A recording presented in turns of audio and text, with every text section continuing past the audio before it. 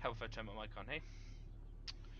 What I was trying to say is that this is for the some practice for a race I've got coming up next week on Tuesday night. Danny Lee is going to be with us shortly to give me some tips on how I can improve, and he is a sort of decently respected, well, I'd say very well respected pro racer in the sim sort of world, and he's got a decent channel, so go and follow him. Not that my subscribers will make too much difference to his nearly 20,000. So, but hey, you never know. So right, I'm going to run a few laps and just wait for him to join. Got a VRS running, so that's good. Get a couple of things closed off. Let's see what's going on here. All right.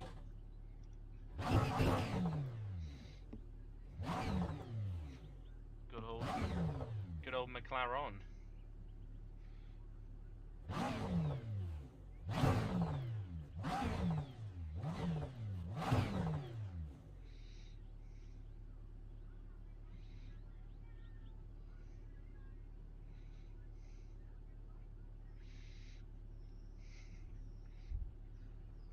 Got my gloves on.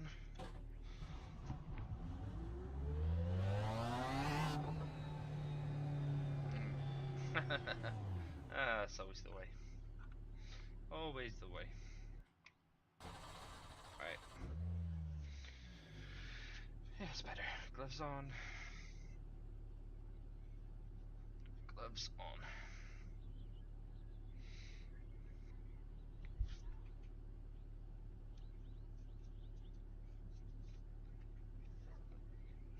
Hey buddy, how's it going?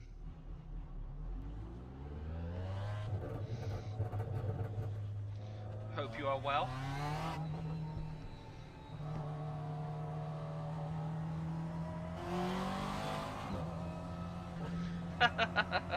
Yeah, we might do, mate. We might do.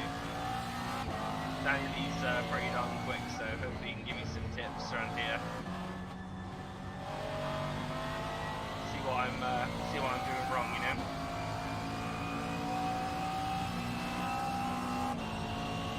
How's things with you? Whoa. This is going to be a tough track.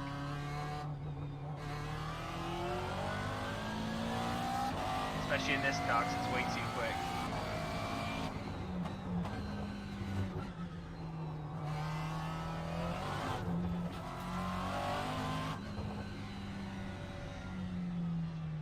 Okay, I'll sort that out. Thanks, mate. So difficult to get permanent sound settings, you know? Like, really difficult. See if I can lower that down a little bit.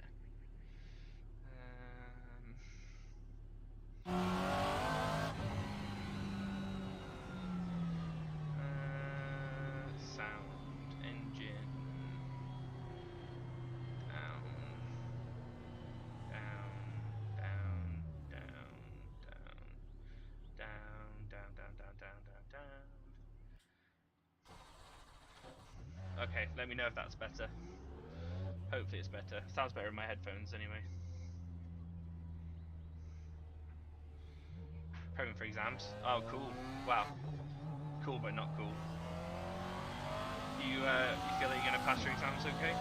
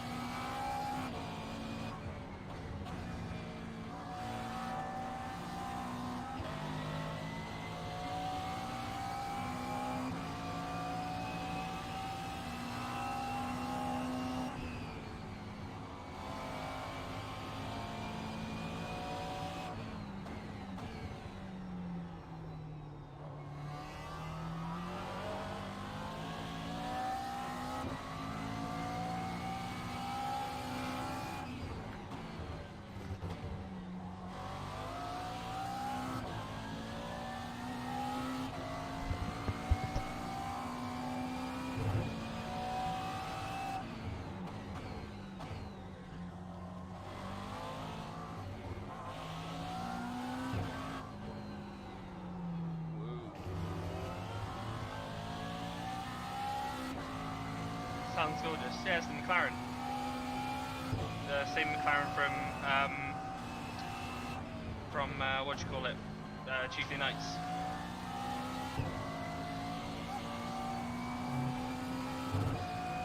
You think you'll pass that? That's awesome.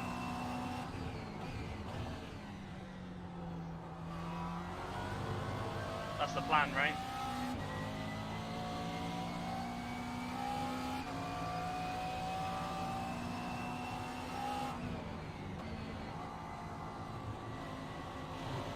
I hate that corner so much.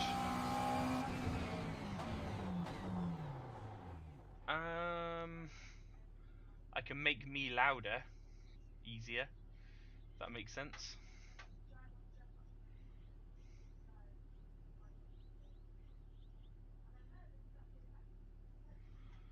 I'll try and make me louder. And I can turn down the desktop audio slightly. So hopefully that helps. Let's just give that a try.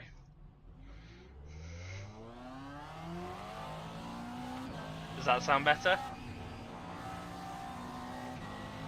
Hopefully that's a bit more balanced. Hello, hello, hello.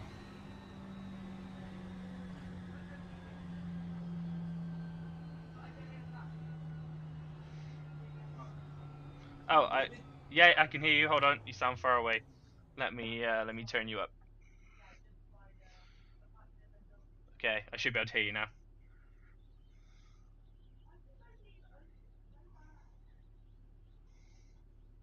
Hello, hello. Hello. Yeah, I can hear you. There we go. There we go. Okay, perfect. Ah, blimey. It sounded like you're underwater for a second. Yeah, it's plugging in a new microphone tends to sort of take everything over and reset all the audio bits and bobs. Yeah, I have the same problems. So every time I sort of use it and then unplug it, I have to go setting everything up again. But here we are. Right, I am on my way. Excellent, excellent.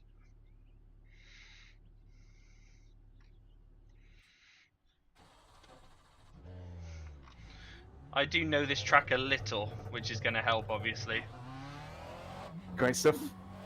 So I've run quite a few laps here, but not in the McLaren, unfortunately. Well, not in any GT3s. It's a bit of a weird choice for GT3s around here. Normally it's touring cars or Mazdas or something. It's alright, the background is worth it. Yeah. Just setting up screen. Yeah, no worries, take your time.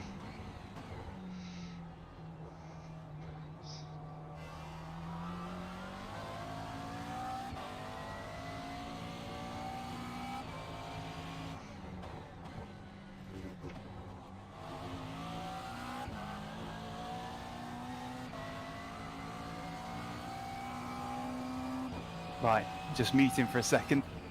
Yeah.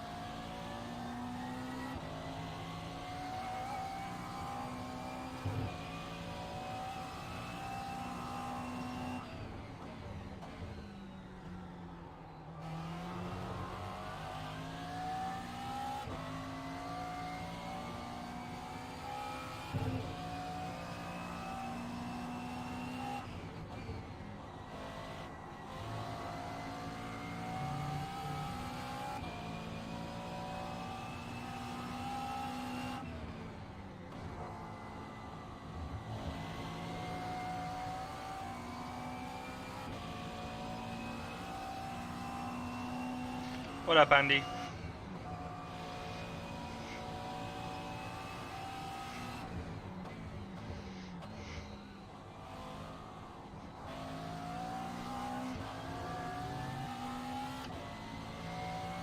Right, I'm back.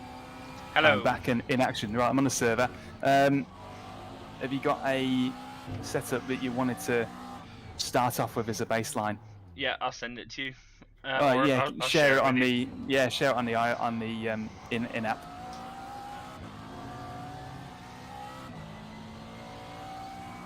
That's the race one. Yep. And Oh, there's an Alton. yeah, it's nice. It feels pretty good actually. All right. Did VRS actually do an Alton setup? It must have at some point, yeah. Oh, blimey.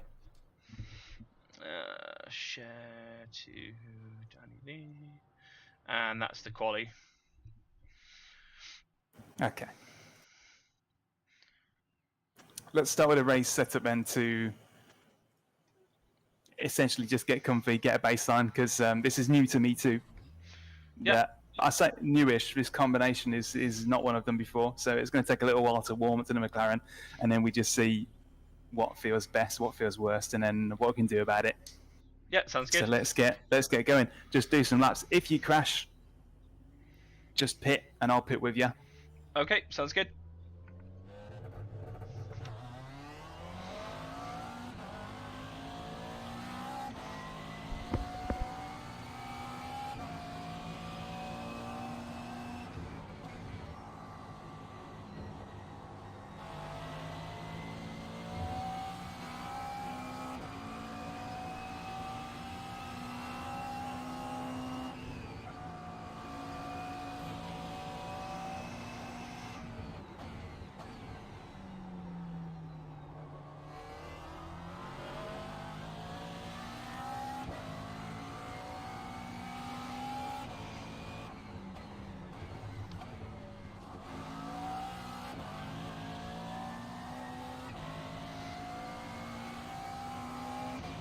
It's got such character, this, isn't it? Oh, it's a great car. It actually pulls out the corners really well for a rear-wheel drive. It's probably because most of the weight, it feels like it's over the rear. Yeah. Because it's got such a big boot. That's the way it feels. It feels as if the front wheels are really tiny and the back wheels are just huge. Until you drive it at Watkins Glen, and then it feels the other way around. Yeah. Yeah.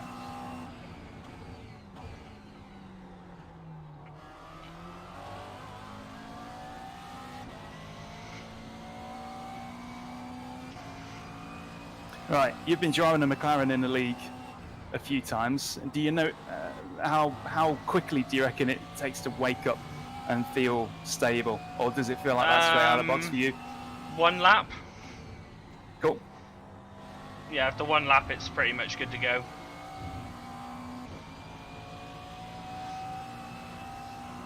All right, that's what I'm noticing.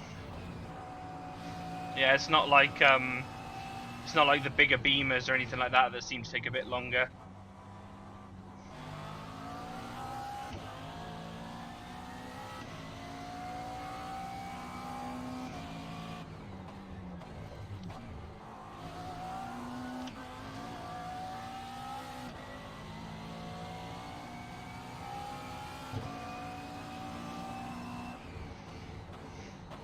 It's got good brakes as well.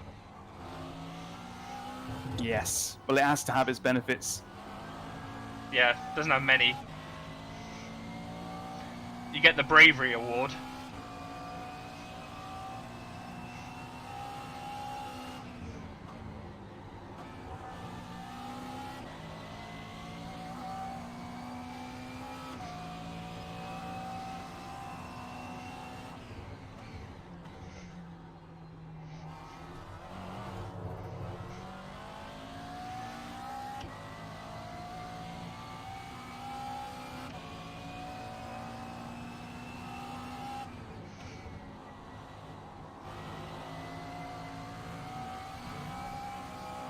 Andy said it's the Alton is the official this week for GT3s. Well, that's helpful then, because you don't even need to fish around for an appropriate setup. You already know you've got one ready to go. But I predict some tweaks. Yeah, that would be awesome. Because even for me, it's quite knife edge. Yeah, but if it's hard to drive for you, then it'll be a nightmare for me. Well, it's all about how you typically tend to approach it. It might be no trouble at all, but that'll be for you to tell me. So when you've got the groove and you feel like there's some way in which you'd like it to be less extreme, we can work on that. Yeah, sounds good. And you got your VRS telemetry logger. It's active. on at the moment, yeah. Good-o.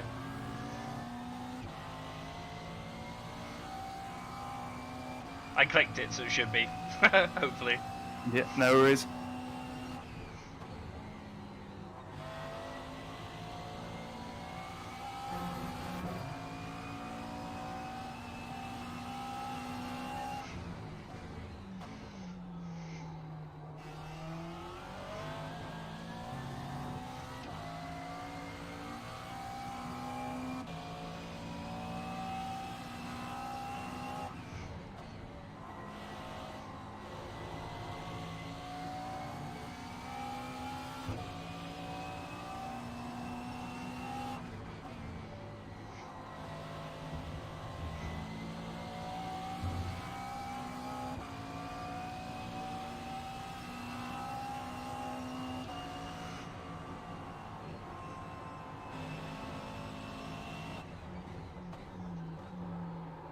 Yeah, it's definitely a little bit sketchy on the brakes.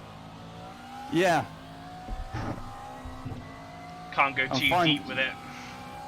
Finding it's quite loose on exit.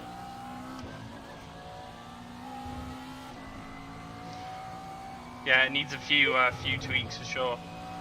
Yeah, it takes a while to get to know it, but it's feeling a lot better than the first lap.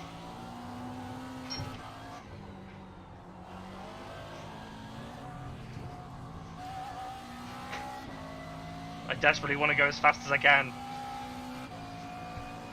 I'm only just leading the championship, like only just. Consistency is going to be your best weapon here. Yeah. Well, we'll see. We'll see what we end up with after a few more laps, but it's starting to come alive a bit now. Starting to kind of understand it. I was going to say, yeah, consistency. That's why I chose the McLaren. Yeah. What do you think? At least it made it interesting. Yeah, you know, you get a bit more stream time that way. Every lap they're like, oh, he hasn't crashed yet. Oh, he hasn't crashed yet. I gotta admit, that is why I clicked the other day. I just thought, okay, this should be good. Yeah.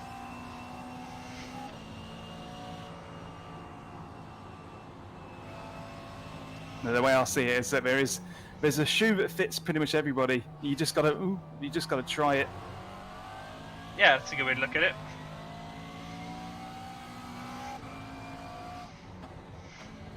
I so desperately want to enjoy the other GT3s, but every time I get in that Ferrari, I'm just half a second quicker all the time. Just suits your style, I guess. Yeah, even when it wasn't sort of, you know, the prime thing to be in.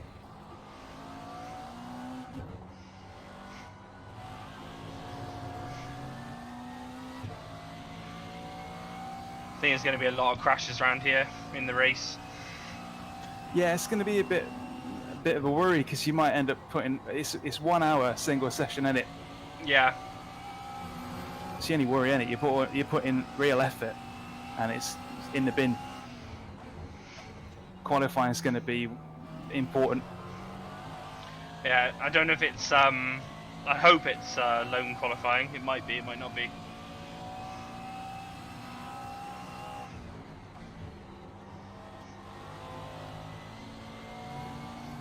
I never seem to find the correct line for turn 1 round here. I'm always like not sure.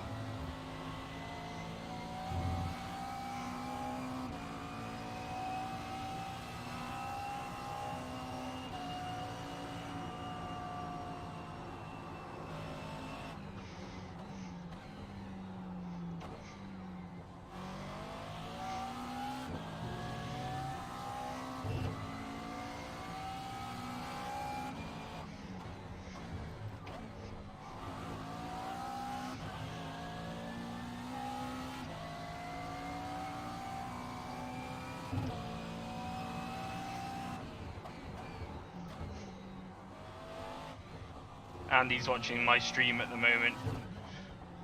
He's telling me. Actually, I can just ask him. Is it closed quali or open quali, Andy?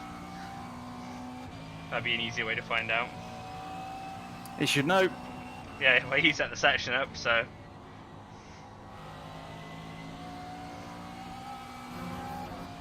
Are you doing much Apex at the moment, Danny, or? Not touched any Apex leagues in ages. The league I'm in at the minute is basically the last one I think I'm going to be in for a while because of other commitments. Ah, right. So I'll just have to be a bit more granular, fit it around. Yeah, I know what you mean. But we never know. We never know. I'm in the sim game in a GT3 league in a minute, which is kind of like how ARL used to be, but in another sort of home. It's got that kind of feeling. Yeah, and so gotcha. far it's been very, very fun. So loving it. Oh, that's awesome.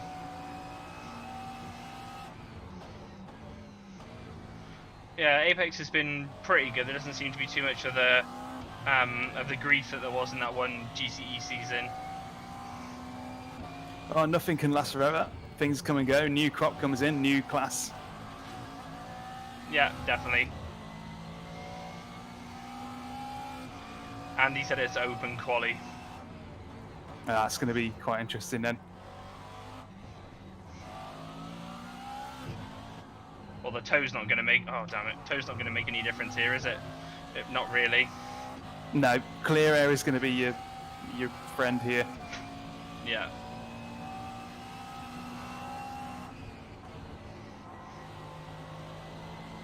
It's going to be quite difficult to overtake here, I think.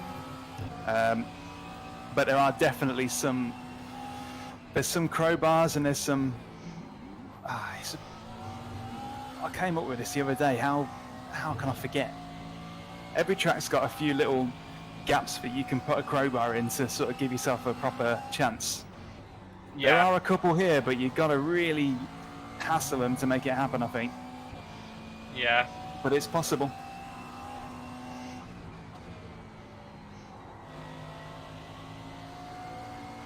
I was wondering if it's more about putting people under pressure until they make mistakes. It will be, 100%. Which is a good thing. Jesus, it's loose around there.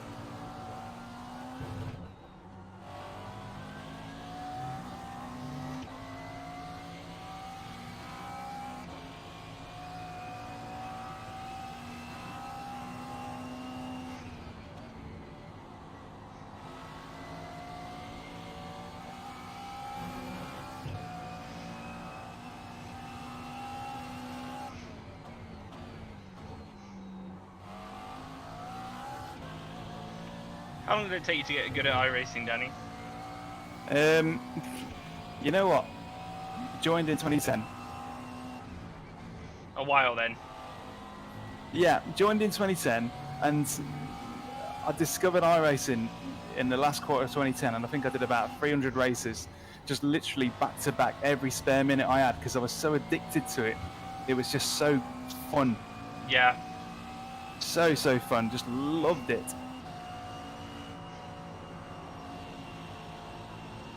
And then there was a bit of a hiatus after 2012. 2010 and 2012 were like the power years, but just had a basic setup back then, as did everybody back then. There's a long hiatus, maybe did like 1, 2. If I look back through my stats, it tells a story. After 2012, I kind of just focused on work and the career and whatnot because I thought it's kind of... The dream was dead, in a way. Yeah. And then just a big resurgence in 2020 after getting this kit, just a Fanatec kit. It's like, why the hell didn't I do this earlier? Yeah, I'm kind of glad that I got my direct drive sooner rather than later, Yeah, because I just enjoy it so much more. that is how it is. It's almost as if it's a completely different hobby. Yeah, like, It's like the direct drive wheels, you have to respect them. You know, it can actually hurt you. It's not a. It goes from being a toy to being a simulator, basically. it's a bit like if you're into mountain biking and you're using like a 10-year-old bike, like a hardtail bike, and you go into places like, I don't know, for you it's the closest one for you is probably like Forest Dean or something like that. Yeah, pedal a bike It's a away. completely different ball game if you then get a modern bike, full suspension, all the bells and whistles. It's just so fun.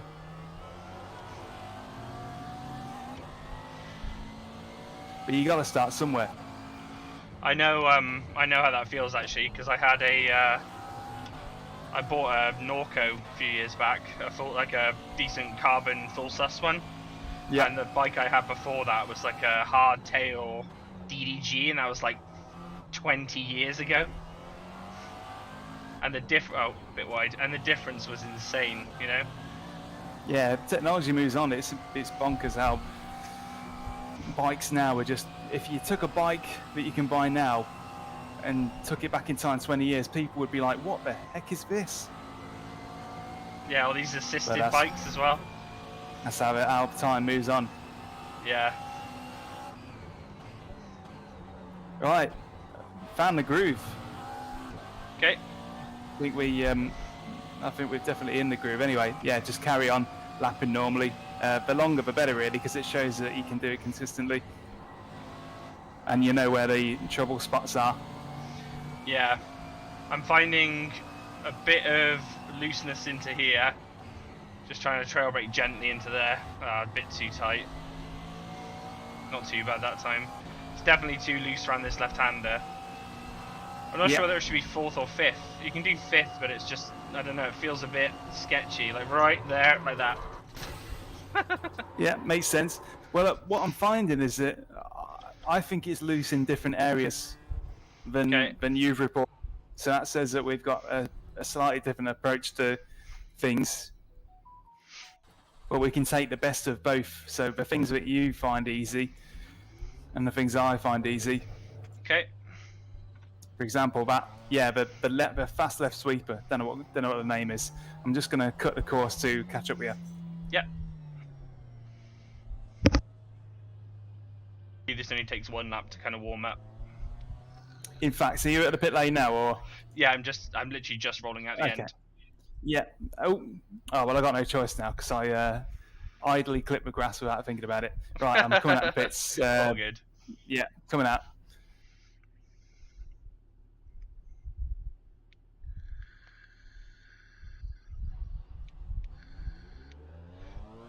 Okay, so we're on equal terms again. So yeah, just give it a good lap.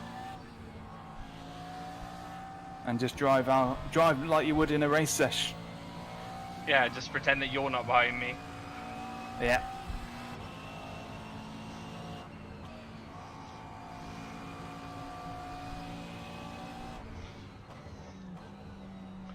See my awful tyre marks going into the barrier. That's there for motivation. Yeah.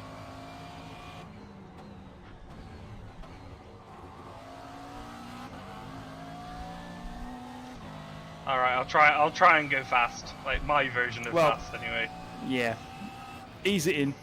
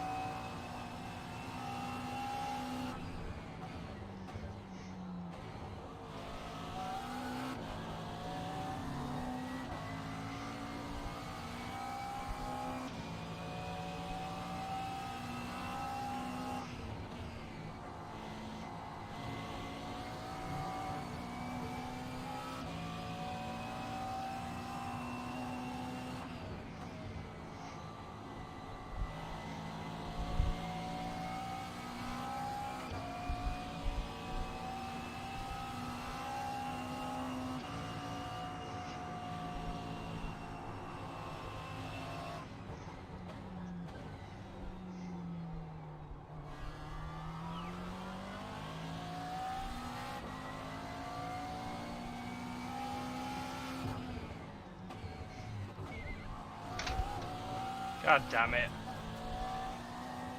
What do you do? I just tapped the tyres. The steering's still straight though. Looks alright from here.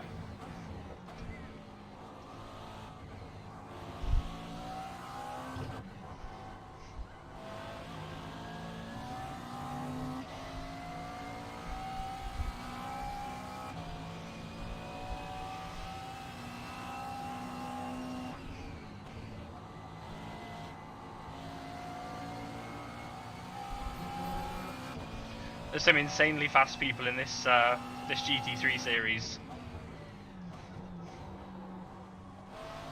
There's always someone quicker than you, doesn't matter who you are. Oh yeah. And it's good to take a lesson from them.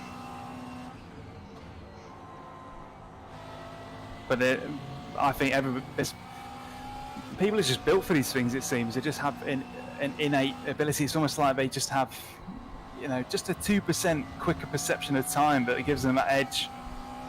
Yeah. A bit like how a fly sort of perceives time slower. They've got fly brains, so they can just do whatever they want and somehow react to it. Not like my goldfish brain.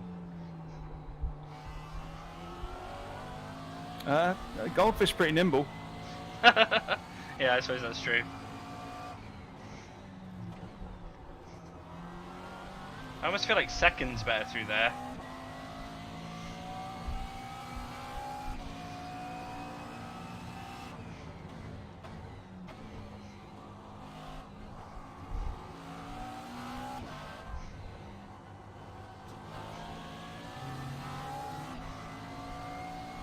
That was a pretty good sector, that. Thank you all.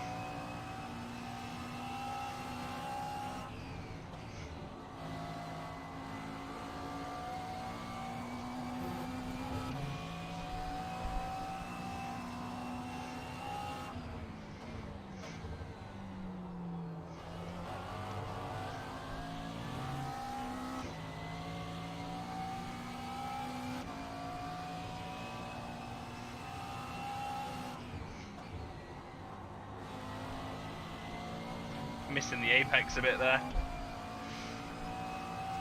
Good lap time nonetheless.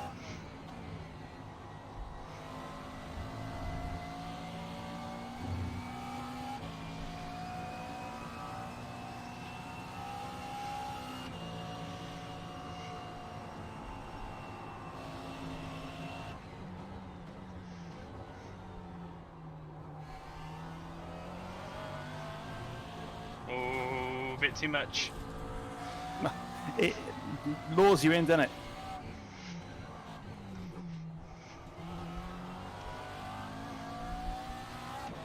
Just pulls you in. I'll finish this lap and then I'll slot back in. Okay.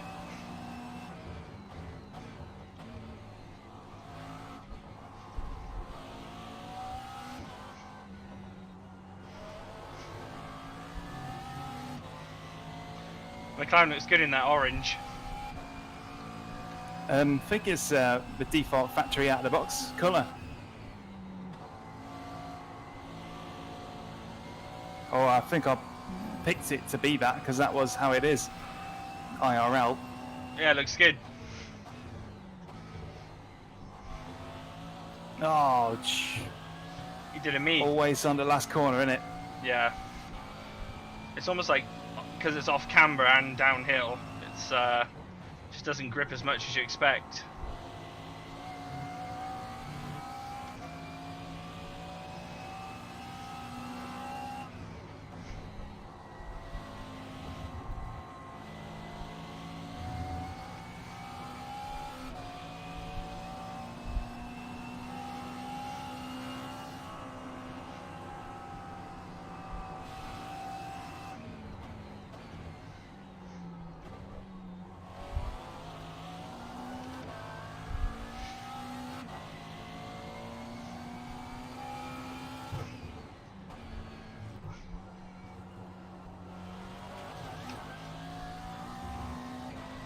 Yeah, it's definitely quite tail heavy because the brake bias is basically in favour of the rear. So we're talking somewhere between Ferrari and a Porsche here. That's why it's a little bit murdery. Yeah, The trouble is, when it starts to go, it's hard to get back. Like, I mean, you can catch, well, my ability, you can catch little bits, but if it really wants to go, you just can't do anything about it.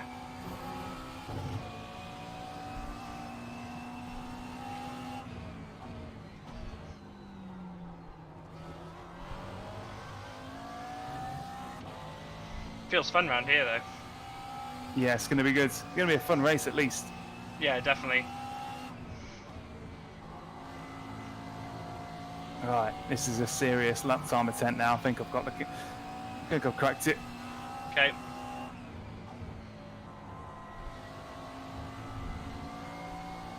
But I want it to be kind of like a representative lap, rather than just a fluky, freaky one-off fast one.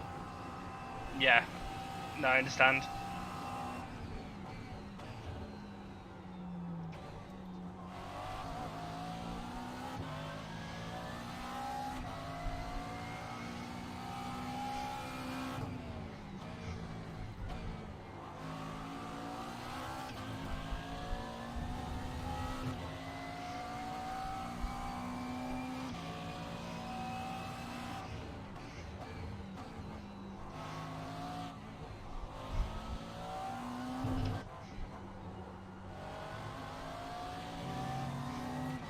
I just don't get how you're carrying so much more speed, you know?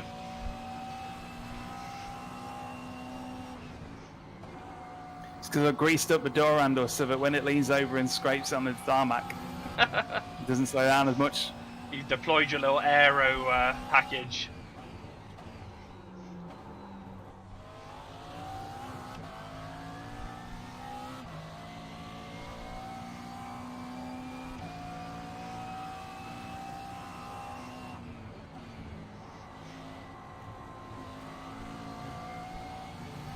There is literally nothing between those lap times, so you're already on a good basis. Whoa. I think this is more about consistency more than anything else. Yeah. What happened there? I drifted the whole corner. I clipped the grass as I was entering.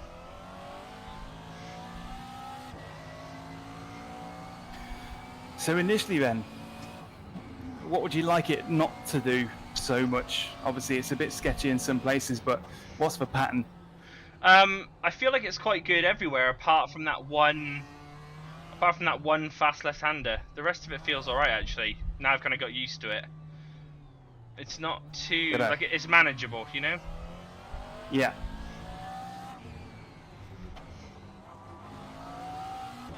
I'm used to it being a bit sketchy, so I try and be careful, like accelerating out, and I try and trail brake carefully, you know? Just as much as it can ask. Yeah, try not to upset the balance too much. Okay, I'll have a look at that fast left sweeper.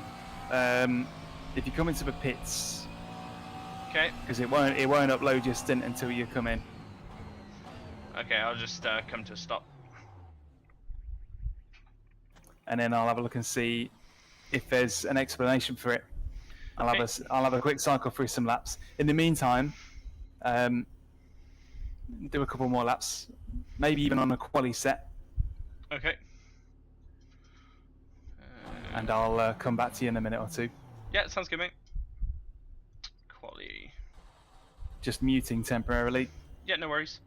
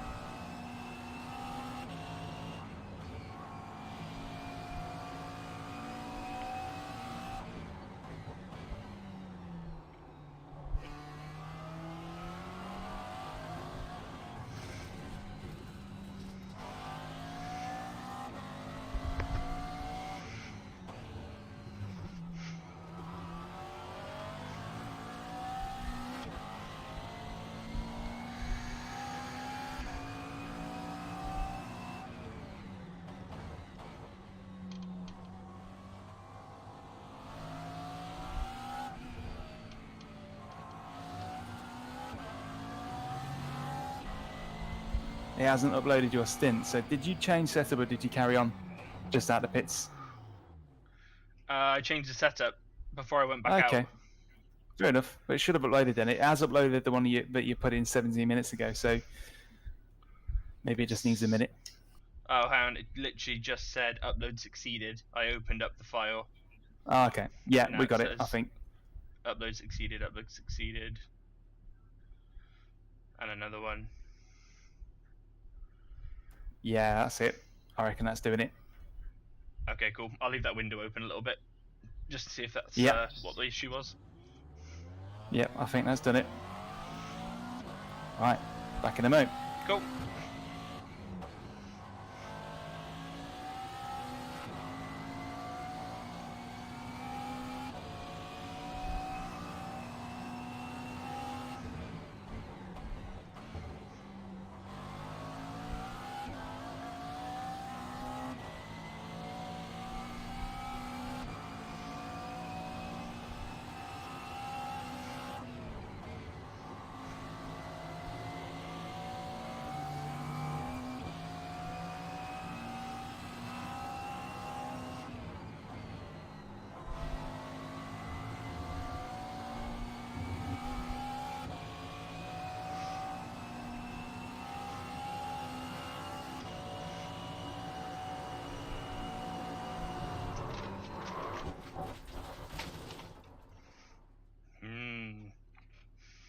Don't want that to happen in the race.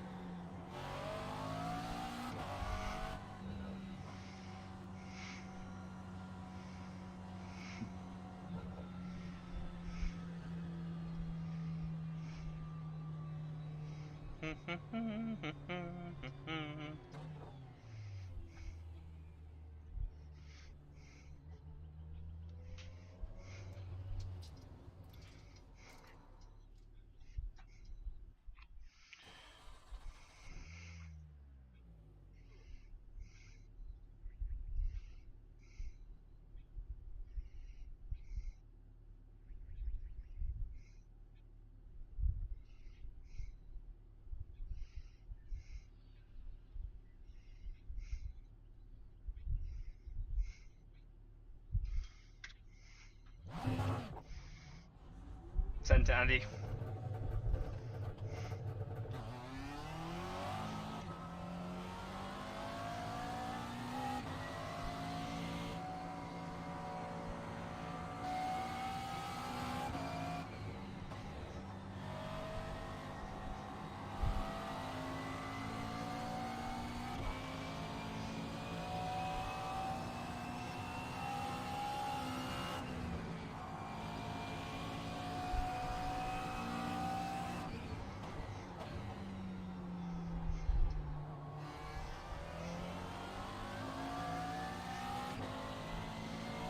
Yeah, no worries, mate.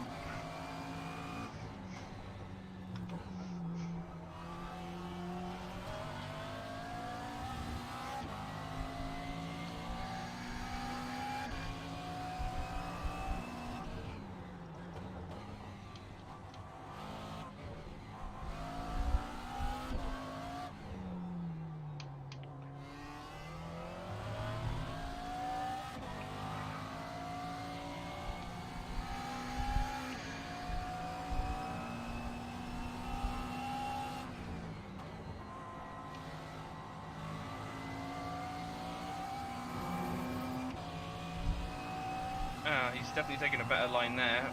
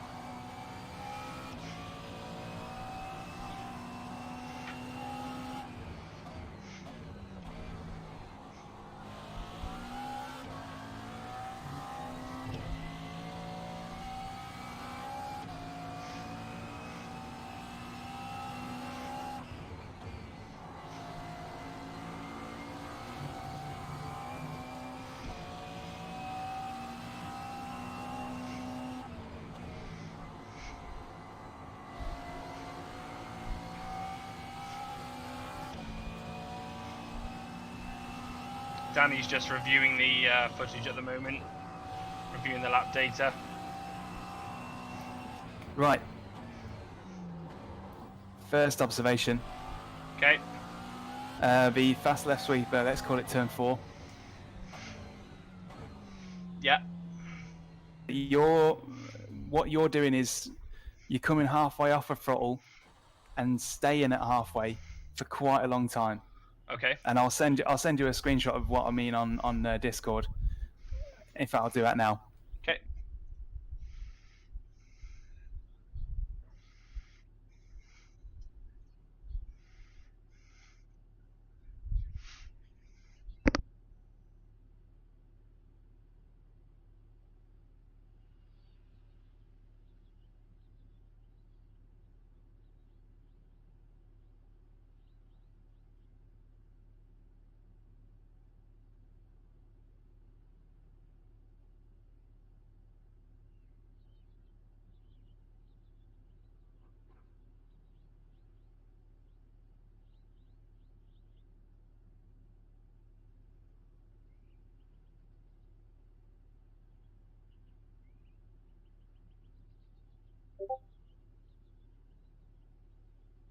All right. So there's a screenshot in Discord now.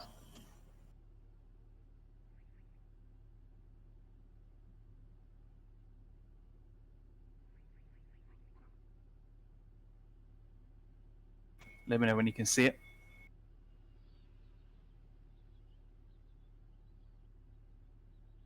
Can see it now. Yep. Yeah, so I've had a flick back through a few of your laps, and the big difference is that you're the blue line, I'm the red dotted line. So this is the turn 4 fast left sweeper, the one that you say feels a little bit sketchy. Okay. The big difference here is that you're going through it in 5th habitually. I'm sort of going through it in 4th, but I'm also putting more throttle in. Our steering angle is almost identical, so there's nothing wrong with the way you're approaching it. You're doing it really smooth. But what I think is happening is because you're in a higher gear and you're only at half throttle, which is what you would expect to do to keep the back end stable. Yeah. I think it needs a bit more throttle to actually stick at that speed, because it's a higher speed.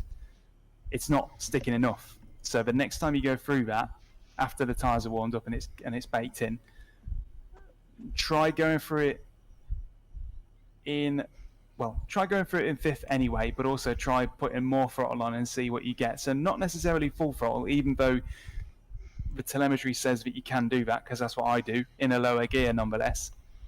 Okay. Just try using more throttle through that fast sweeper, because I think 50% might still be applying a form of engine braking.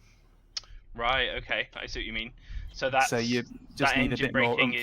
That engine brake is creating additional rotation, is it? Which I don't want, I guess. I would say that's what it looks like to me, because you're saying that corner's fairly sketchy. Yeah. Whereas after a little bit of getting the hang of McLaren, it feels solid now. But it's almost as if you kind of have, as with a McLaren all the time and cars like this, it's about confidence. If you don't have the confidence to plant it when you need to, that's when you end up having a bit of trouble. So I think go through that corner and just give it a bit more guns through it. Try it in 5th and try it in 4th as well, because that's what I've been doing, and it's been working well. And that was on the race setup, wasn't it? Yeah, same setup, same everything. Okay. Should I switch to the race setup, or should I stay on the quali one? Stay on the race one, because the fuel load can make things change. Okay. Plus the quali setup, if you end up in a good flow, you have to pit and it breaks that flow. So stay in the race setup. Okay. Race setup. And you haven't adjusted the brake bias or anything for yours? I think I've clicked it forward a couple of clicks, but it doesn't really come into play here. There's a short stab of brake on my side for that corner, but I think that's more of a confidence tap than anything else. I don't think you need to brake for that corner at all. Okay.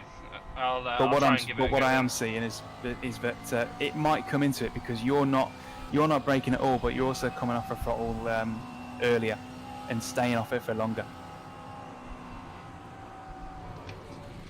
So in a nutshell, go for that corner again and give it more throttle. I'll have to definitely try it again now. Give it a shot. Okay, engage bravery mode. I think it works out that basically, yeah, 50% I don't think is enough to satisfy the engine braking and cancel it out at that speed. Through the little tyre chicane, now that would be enough in first gear. Okay. I'll warm the tyres up and then try it for a few laps. Yeah, get cozy.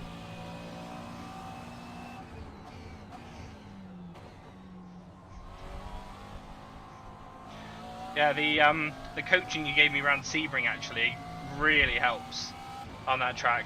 It looked like it. Did you come further on that race or something like that? Remind me. I won it that one, I think. I think I won Sebring. Oh, real. Yeah, no, I feel really, really confident around Sebring. Well, this is even worse than the Porsche. Yeah, well, there's a lot of on-off throttle here, isn't there? And it's just, yeah, the Porsche was hard to drive. I shouldn't have chosen it, really. Not for my skill level. It's too hard a car to keep consistent.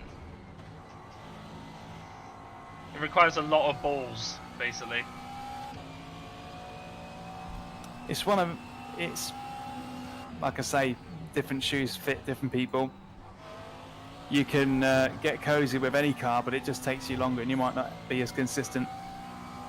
It's really hard to unwind driving habits that don't really do any harm, they're just not appropriate for the car. Yeah, gotcha.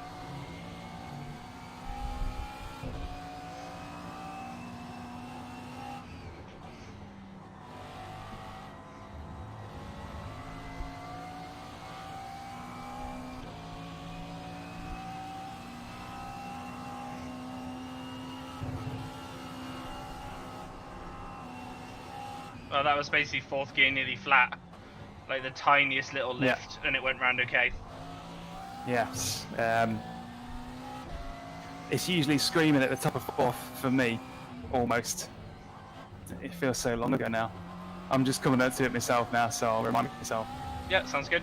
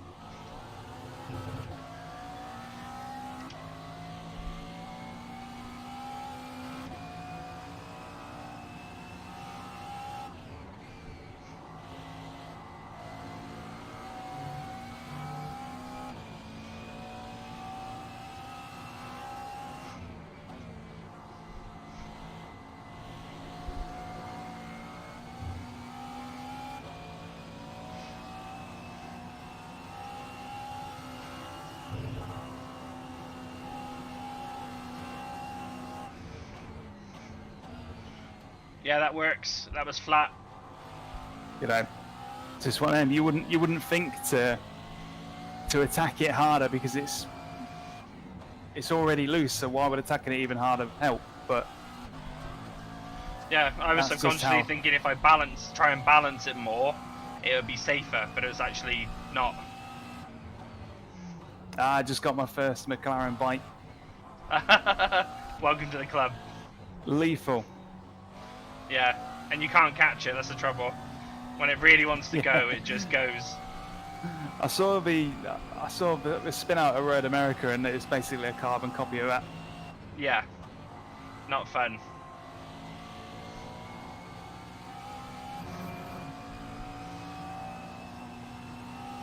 I think it's probably one of the best sounding cars on iRacing. Yeah, I mentioned it earlier. It's got a lovely tubular sound. Yeah, it just Very sounds distinct. like it just sounds like it wants to go, you know? Yeah, there's nothing else quite like it.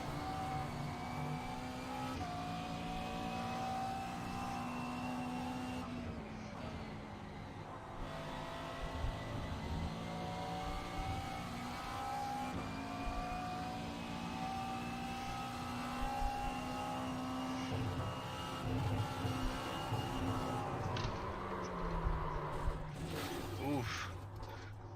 I lost it flat out in fourth then. Maybe I must have turned in a bit hard, I think. So the question is, I mean, if you flick back through your lap times, let's do some tandem running again, because your ultimate pace is really good because you know this car well now. Yeah. Take the leads and let's see if there's any obvious kind of consistent bits where you can improve, because sometimes it's easy just to look at the car in front of you and look at the telemetry. Yeah, sounds good. As well as identifying any obvious places where you might get overtaken.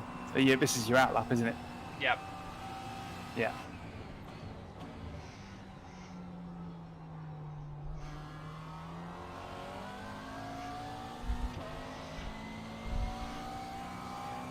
What's your IR sitting at these days, Danny?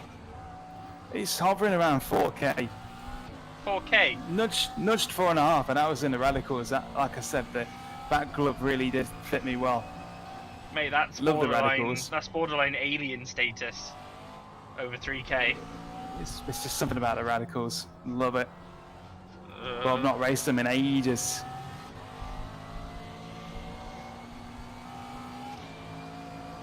When we get the other track car done, you'll have to come and do a test day with us.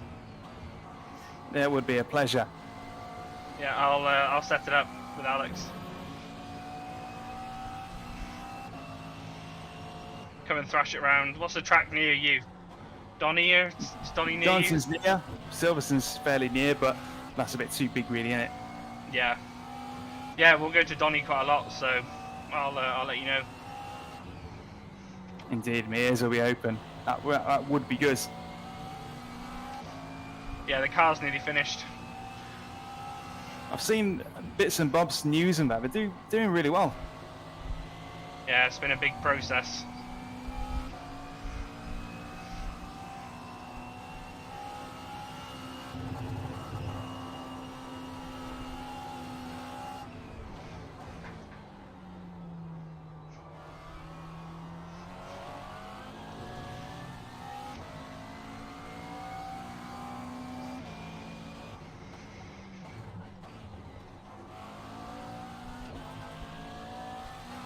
Took a bit of time off my optimal then.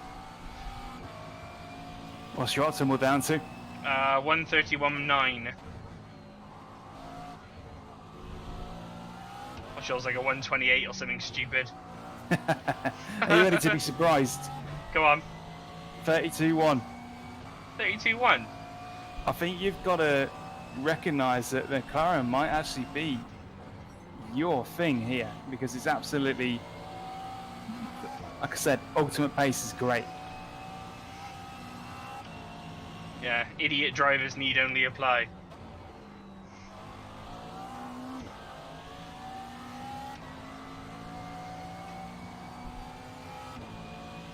You say you're leading the AM class at the minute?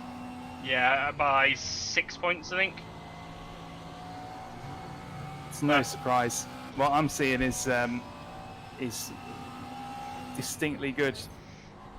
Well, I have a guess what my I rating is, Danny. 1.7. Good guess. I saw it on the race lab apps when I minimised it, so I'm kind of cheating.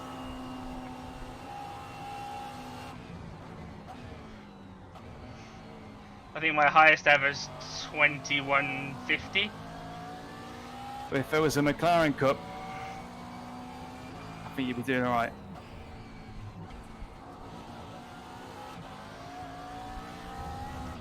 I hope so.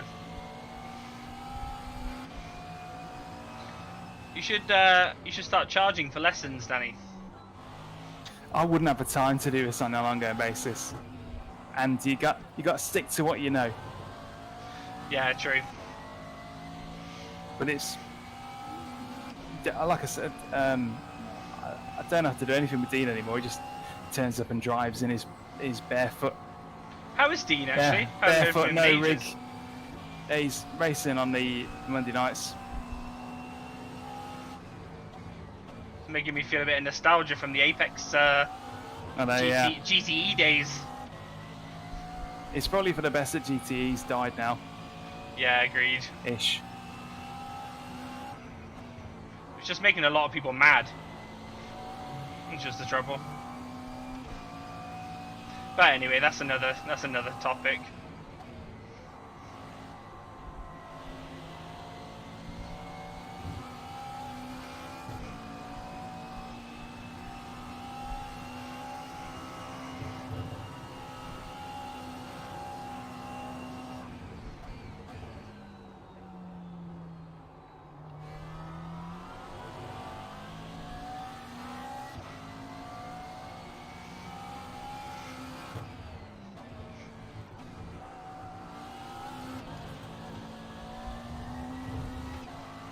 Right. At this point, I'm just gonna try and overtake you, essentially. And this is unfiltered now. This is me basically treating you like anybody else. But that doesn't count. Doesn't count because you had a little bit of a wiggle then. But no, bring it on. Bring it on, Danny. Your pace is super strong. I think you'll be onto a good one here.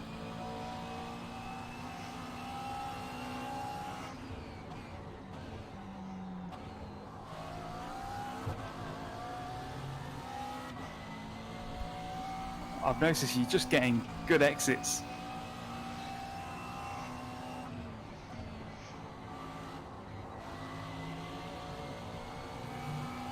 Yeah, because of that rear end grip, you can be fairly aggressive. It's just the mid corner that I found is really sketchy. But that could be me lifting off too much, though. You know, like you were saying, I could be lifting a bit too much, and therefore there is potential for that. But it's something to watch out for because the dynamics change when you're in higher gears and higher speeds. Even lifting off a little bit when you're going in 4th, 5th gear, top of 4th and 5th. Constitutes engine braking.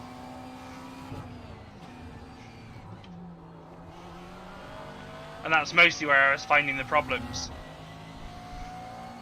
Yeah, but chicane is an absolutely that's one of your strong sectors. I cannot catch you there, and the telemetry backs it up. I find the turning point for this one I'm getting wrong a little bit. Yeah, it's an horrible corner back. Yeah, got to be more patient before you turn right.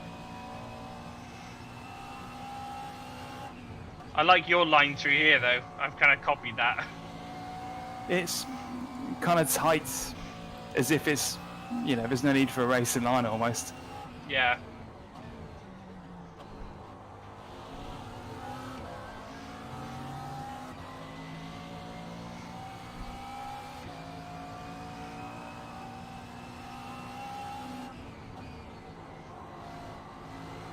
That was me overcooking that then.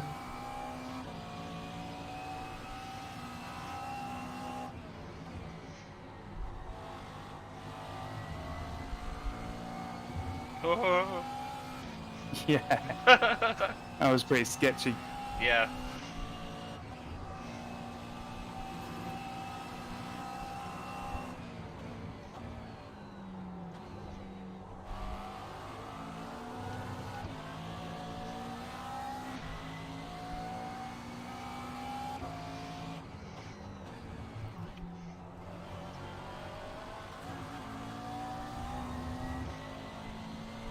Trying to force the error. There is no error for you there. That's a really strong sector for you. That's good because people go through it quite slowly normally. Oh, it's an error there though.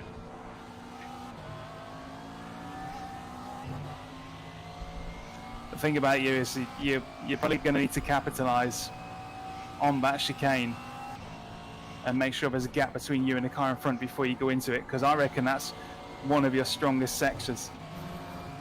Yeah, I don't want to run into the back of somebody.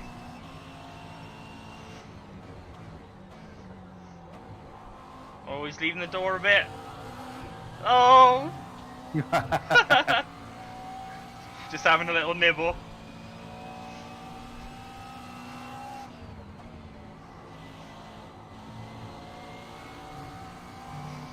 I feel like I'm starting to understand that corner a bit now as well.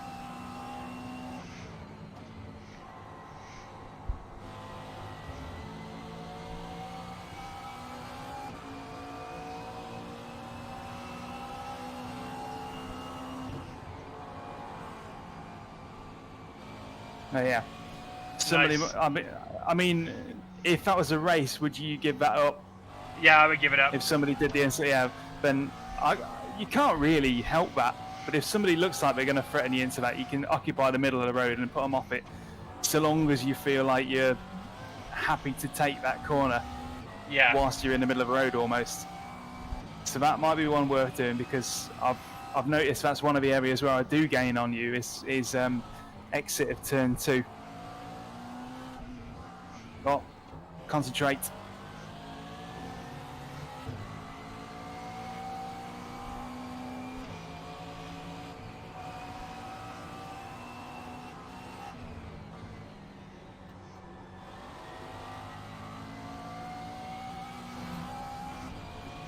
Man, you've just got the line through there. That's so good.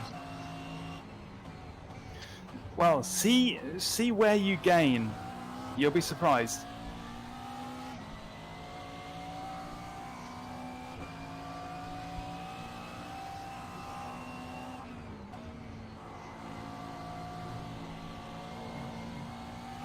A tiny bit on turn 1.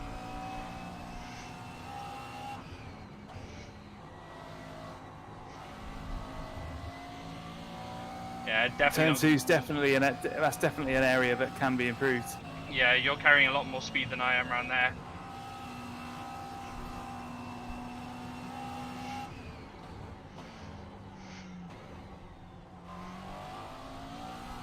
It's got a lot of torque, hasn't it, this? Yeah, that's what I mean. It really pulls out of the corners for rear-wheel drive. And the front feels quite nimble on it.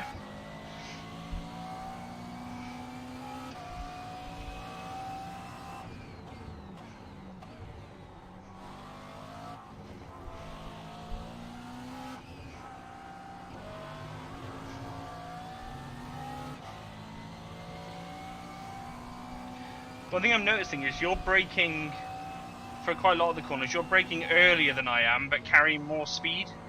So you're just braking more gently, I guess? That's what it will be.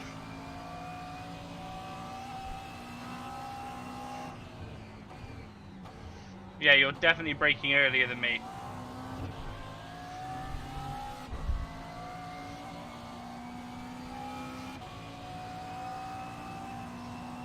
Right. Take the lead again. Okay. So I'm going to hang left here. Yeah, I'm on your right. So now just try and sit in the middle of the road for this, because this will be one of the areas where somebody might attack you if they have to just be better. So occupy the middle. I suppose the track isn't wide enough for there to wide enough for there to actually be a middle. So yeah, just be a bit more outside. Like... Yeah, they're not going to overtake you on the outside. So if you make your feelings known early, and you want to broadcast it quite early so that they don't even think about it. Yeah, nobody's actually going to pull off an overtake on the outside there. We'll try, but the risk is all theirs if they hang outside of that.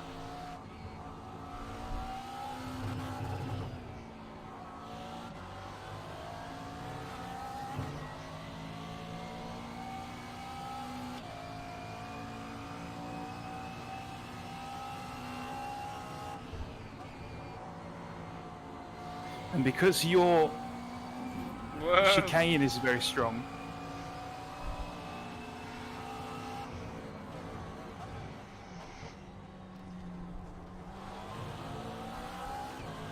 try and fit around the outside. He gets it. Nice one. there's not much you can do, I guess. The speed differential was it allowed it to happen. Oh, he falls under the pressure. If you're gonna get it, that's gonna be it. Oh, this car makes you love it and hate it at the same time. Oh, I know. You just get in the zone, don't you? And it starts to come alive, and then all of a sudden it's like, hang on a minute, stop having fun. Yeah. So let me take over into this next corner, because what I want you to do is basically try and overtake on the exit of a chicane. Overtake on the... Oh, okay. Yeah, gotcha. Because that's where you're going to end up catching a lot of people, I think. We want to figure out, when you do that, if you don't practice having the inside for that chicane, you might overshoot. So I want you to basically draw alongside. Oh, got a little bit greedy on the throttle. That's all right. No worries. We'll try next lap. Okay. Because I know that if you're behind me into that chicane, you will get enough of a gap to draw alongside. And if the people around you don't wake up to it and cover that inside, then that will be one of the ways you can bully somebody into letting you go. So do you mean pass going into the chicane, or pass after the chicane Coming at the out end of of it. the straight?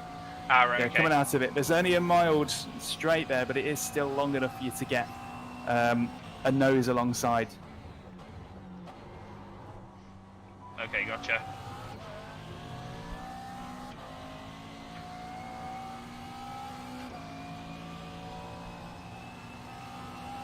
You're quite good coming out the last corner and all. Okay, good to know. Thank you.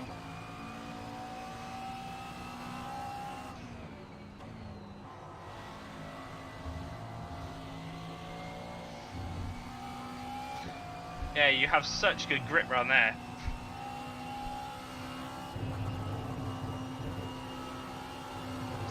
Damn it. Did that feel different, or was that just a landmine? I lifted. Ah. I lifted coming towards the exit. That was all on me, 100%. I've noticed that when I go into it, I do give it a bit of a cautionary tap on the brakes, but then I'm back on the throttle in a big way. So there's an initial dip just to get the car turned in, and then it's caught. But I'll pit again, 1 sec. Okay. Yeah, sorry, my bad. Yeah, it's all right, no worries. Fresh set. It's a nice thing about doing it on the sim. You can go over the limit to find the limit, right? Yeah, every time I go over the limit, I get slapped in the face. Somebody stands here and does it for me.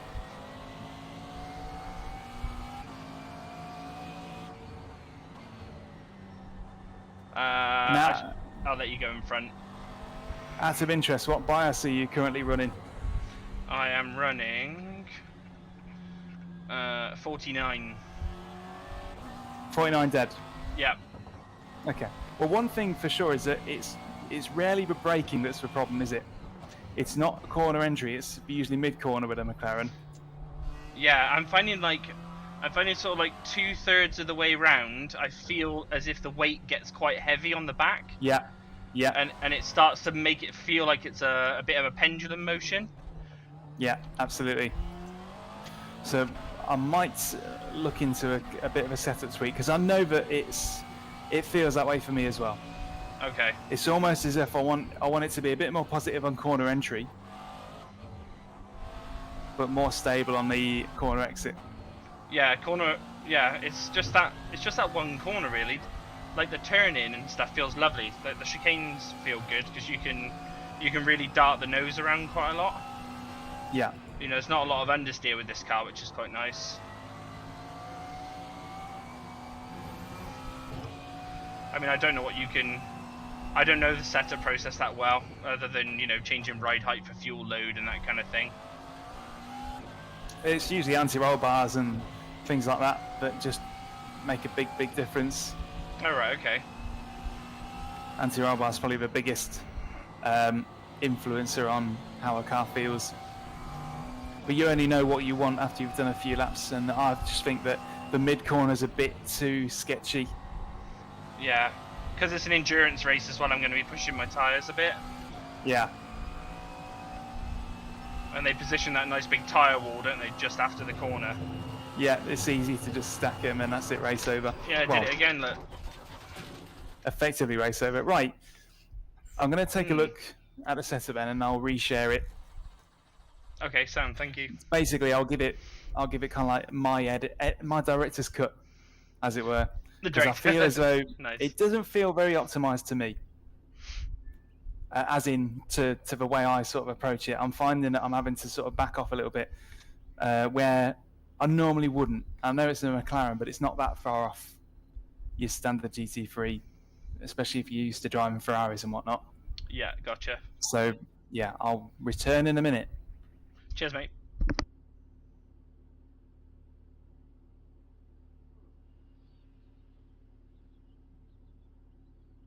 Hey, Damo.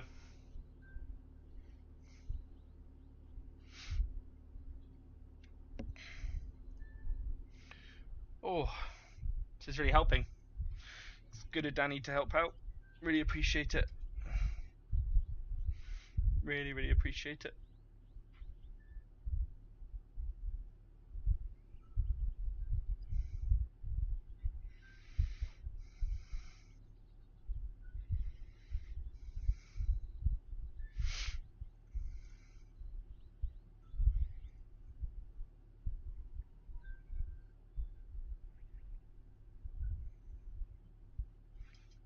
Hey, man. How's it going? Yeah, he does know his stuff for sure. He really does. He's a nice guy. It's very kind of him to help out. Really kind of him to help out.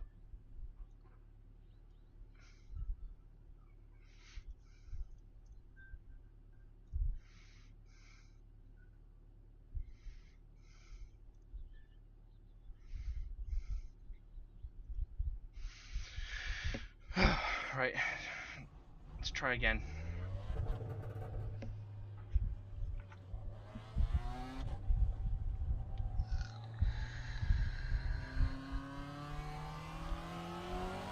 All right, let's see if this makes any difference. It's a very minor tweak, but okay. As I say, anti-roll bars make a big difference. And it's really close, but just a little bit too sharp. If it was a 15-minute sprint or a 20-minute sprint or something, it might not be too bad. Yeah. Yeah, let's see what happens here.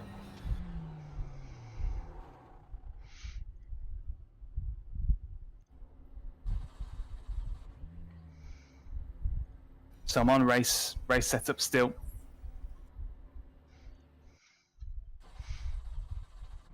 I'll watch your onboard.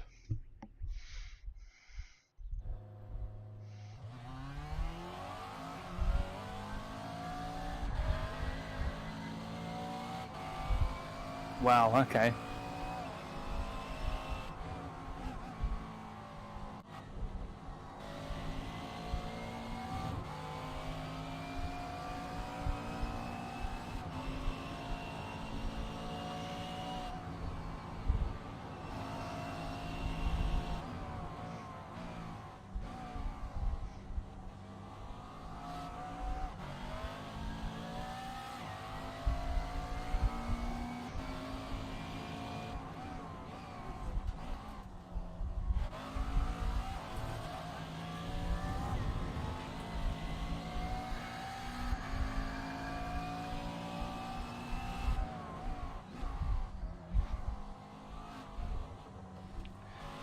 Yeah, you definitely brake softer for longer. Like toilet roll. Yeah, a couple of Andrex puppies under the pedal.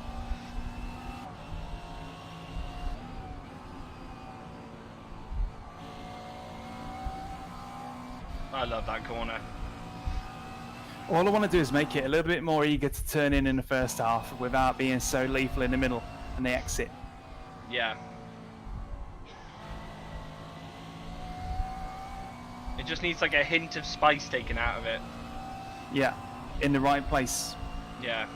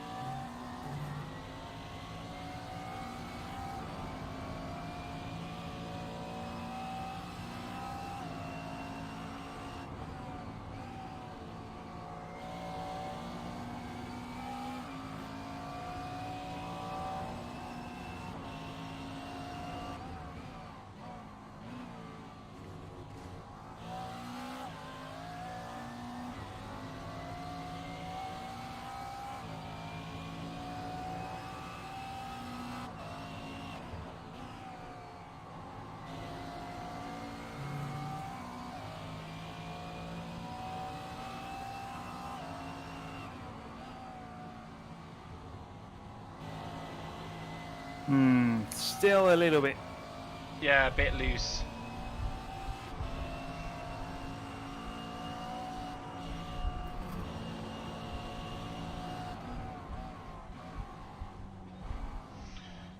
Yeah, and the trouble is when you've got the lighter fuel load and worn tyres towards the end of the race, it just becomes a bit more sketchy, you know?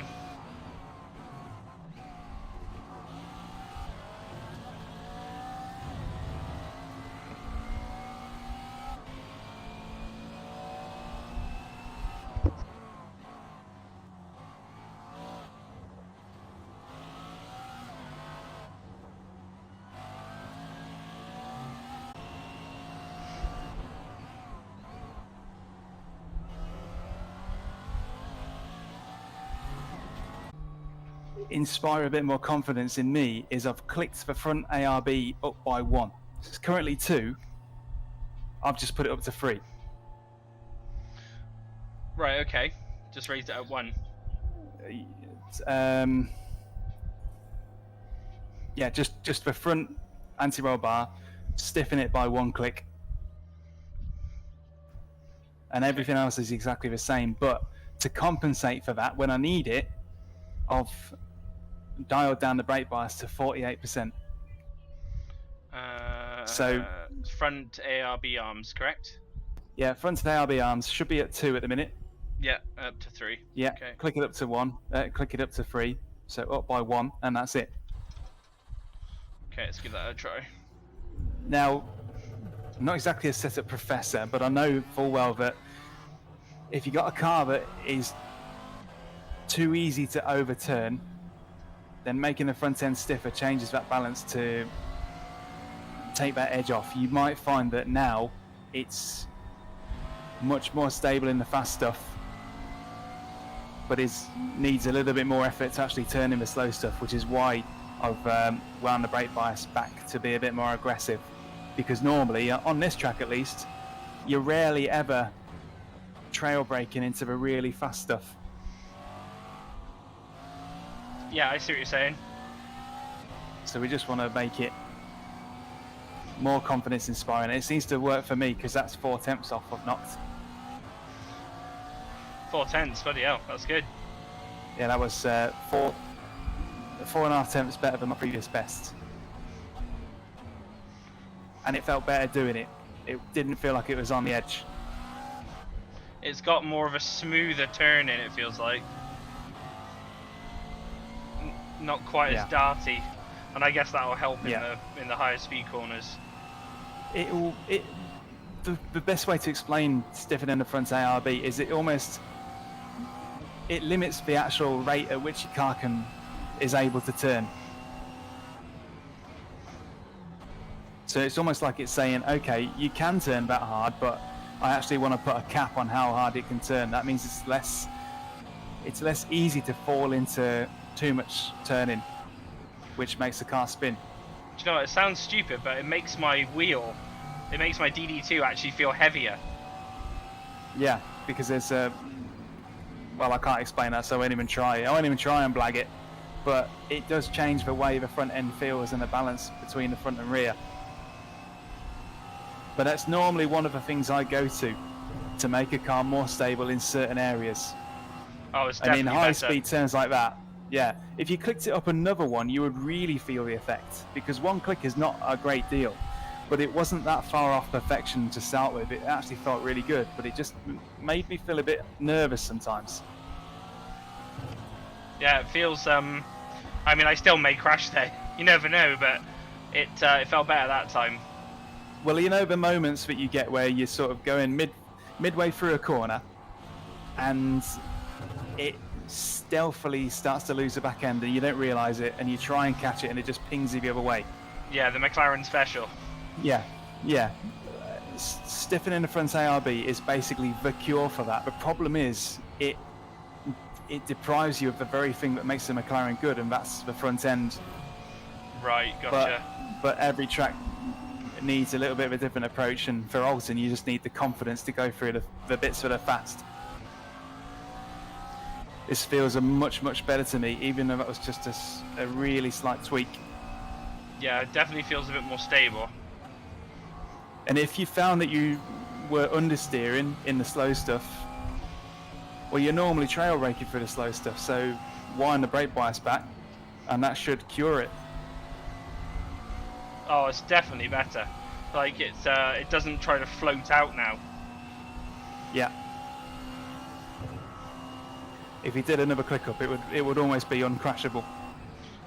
Oh god, don't say that. You'll watch me back on the race on Tuesday.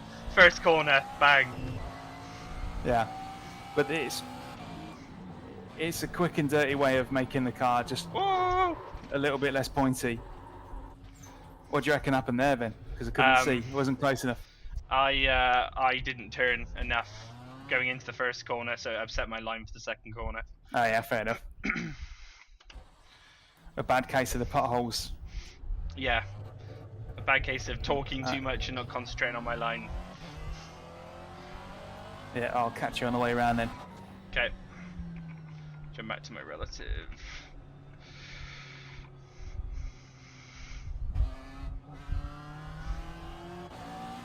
Feels like the diff could do with being played with as well, because it does feel as though it's a little bit too eager to break loose on exit. Okay. And you can, by changing the diff settings, you can make it more eager to turn off throttle and less eager to get loose on throttle. So there might be a tweak to be made there. So is But that if you don't have complaints about that, is that the preload? yeah, so the preloads would change it. I can't remember exactly what settings you have now, but at the minute it's quite high, which says that off throttle it's going to be quite, I forget. But I know that at the minute you could change it in a big way and just see what happens and see if it fits the car better. Because at the minute I feel as though it's a little bit too, when it snaps for me. Yeah. Yeah, it lets you know when you've gone over the limit. Yeah, usually reducing the preload would make it easier to start snapping, but not as harsh when it does. So you can almost modulate it a bit more. At least that's how it was when I last tweaked all these things. It's been a while since I had to do any kind of races with setups to worry about. Did you find as your iRating improved and your ability improved, you're able to use the sort of pro setups out of the box a little bit easier? If that makes sense. Say that again. I think I must have jumbled that up in my head to make word soup. So if you take a setup from, say, VRS or Apex or whoever, if you take one of their setups direct from how it comes from Apex or VRS, whatever, do you find you're not having to change as much because your ability is higher now? It's a funny one. I usually try each of the setup shops because different people do the setup. Sometimes you just think that a particular person's setups just fit you well. I remember I had that with Craig's setup shop. Somebody was doing the setups for that for a particular car. I can't remember which one now, but they just fit me a lot better. They were just always a couple of attempts quicker. But usually you try each setup shop, see which one fits you better, and then you learn how you yourself can make even more time out of it by tweaking it to you. So back in ARL GT days, I'd normally take a pure driving school setup and then maybe kind of make it a little bit less toothy. So I'd calm it down a bit and it would still be quicker than the equivalent setups. This change you've made is much better. Like, it just feels it's brought a bit of confidence back, you know? Yeah, that's one of the go-to things. If I want to calm a car down, because confidence makes you faster than anything does. If you want to calm a car down, you either add more wing, which we don't do. It's already at max. Lower the rear ride height, which I don't think will be a good option here because of all the bumps and curves. Or you just stiffen the front ARB to kind of... It's almost like you're tying one hand behind the back of the front end of the car. by making it less strong. Right, gotcha. And it's like a tug of war between the front and rear. And if you make the front a little bit weaker, it won't be so eager to turn the car around all the time. It feels a little better on the brakes as well. It's a bit weird, like the... Did you scale the brake bias back? No, I didn't, no. So you're still running like 59? 49 I think it is. Yeah, 49. Yeah, fair enough. I'm not sure then in that case. It might even be track usage or just getting used to it. Or the confidence of generally having a car that doesn't want to throw you off means you feel better about braking harder. Yeah, not so worried about the back end coming out on its own from the trail braking rotation. Yeah, I definitely like this. This feels like a different animal from the stock setup. Yeah, definitely. Well, my optimal's come down, so it can't be all bad.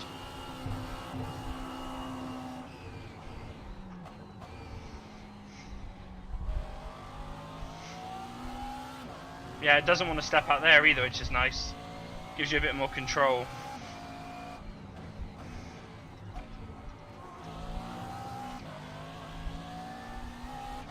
Yeah, it feels good, man. You definitely know your stuff. Well, it's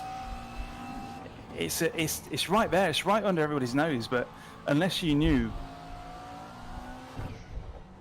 you'd never think.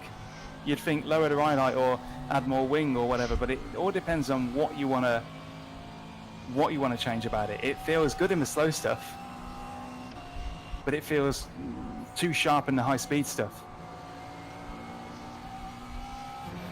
Yeah, like just then I was a bit aggressive on the throttle, and that in the old setup would have been death. And there's more that you can do on that as well. If you happen to find that corner exits were just too sketchy, then you maybe would do something with rear ride height or the diff, but it's in a pretty good place. Corner exit is not usually the trouble here. It's always mid-corner. Yeah. Yeah, it's definitely calmed it down. It's taken that spice out. I'm liking it. So just as an experiment, I mean, because obviously, you know now, front ARB is a good go-to to calm the car down a bit in high-speed stuff. And just generally, if you did another click,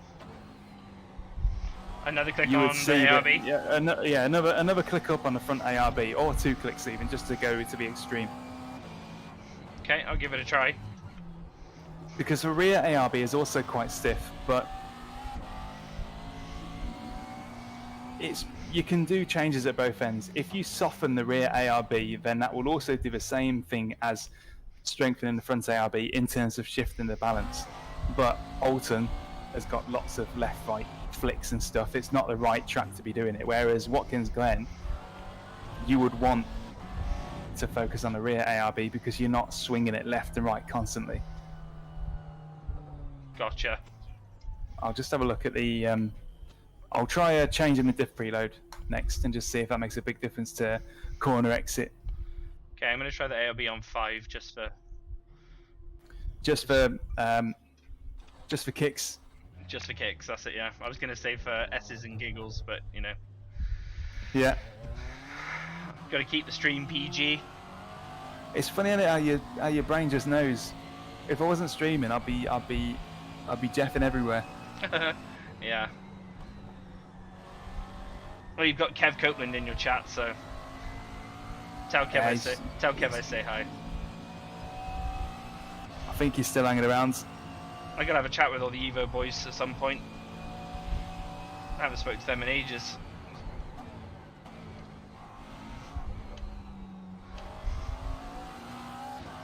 This is basically uncrashable. Yeah, uncrashable but also slow. Yeah. Whereas it's also probably worth, if you click it back down to 2, which is what it was when it first started. Oh god, yeah. It doesn't want to turn. Yeah. It broke my thumb.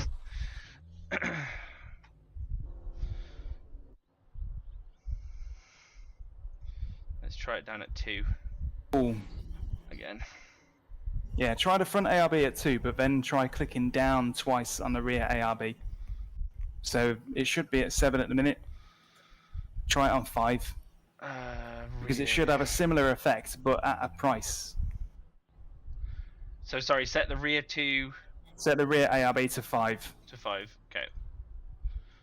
Let's give that a try.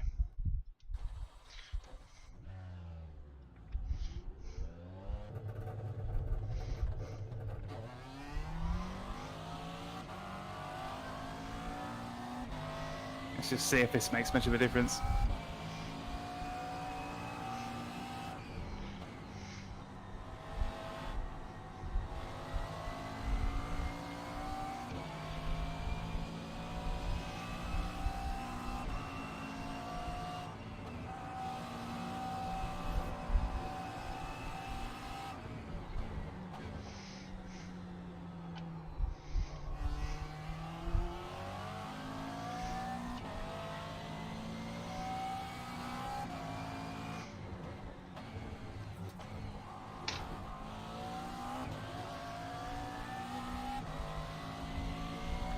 Doesn't feel as nice somehow.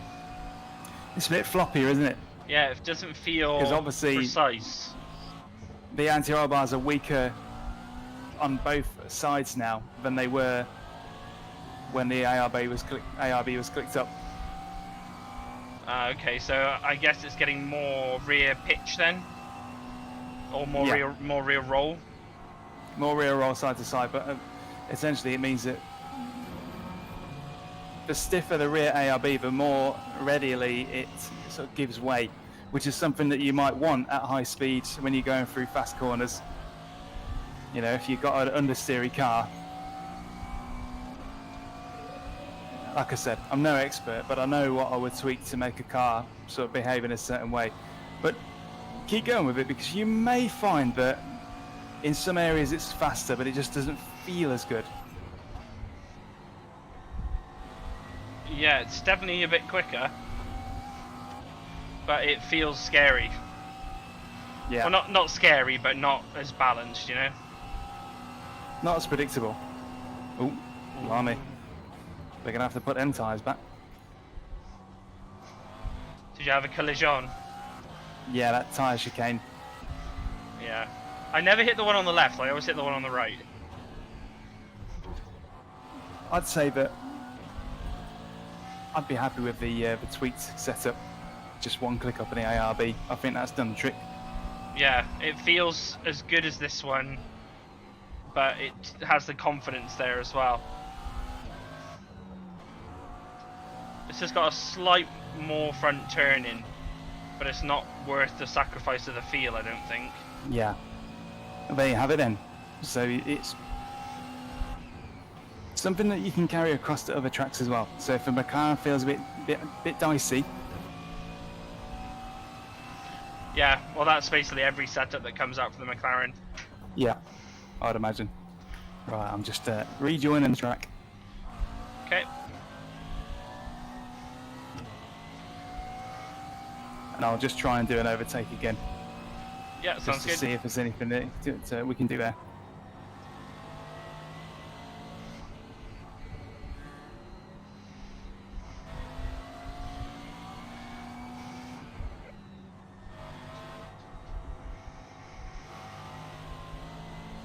Oh, the windows have done something.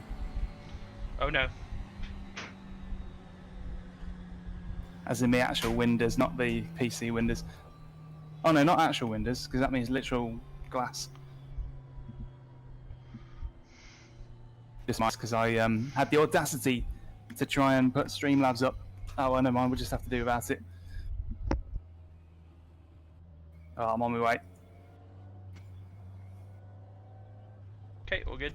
Actually, no, carry on, because I've just realised that I'm still on the wobbly, low ARB setup. I am also. I need to come back and change it anyway. Yeah. I need to change it back to the one-click ARB.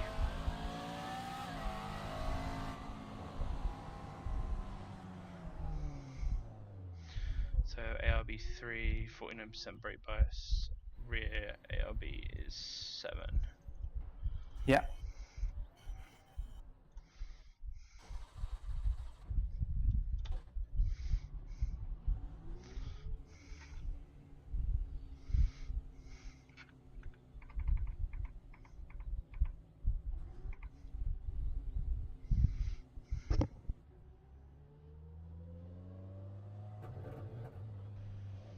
Back on. So let's do a proper little run now then. We've made some progress there. Oh, you're already out. I'm on my way. Yeah, I'm only just at the exit.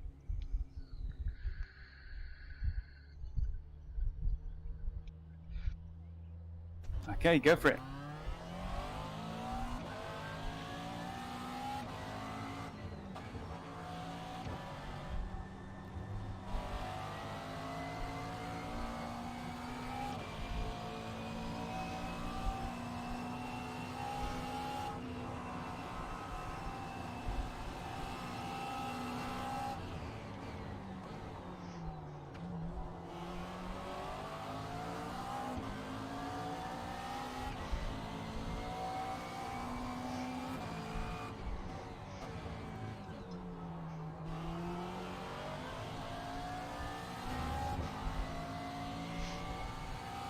There's definitely a car length in there. Why, in braking or in to pass? When you exit, you're making a car length up on me. Ah, I see. Oh shit. So that'll be a good time to strike. Okay. So long as you don't end up nose to tail with the guy in front through that chicane.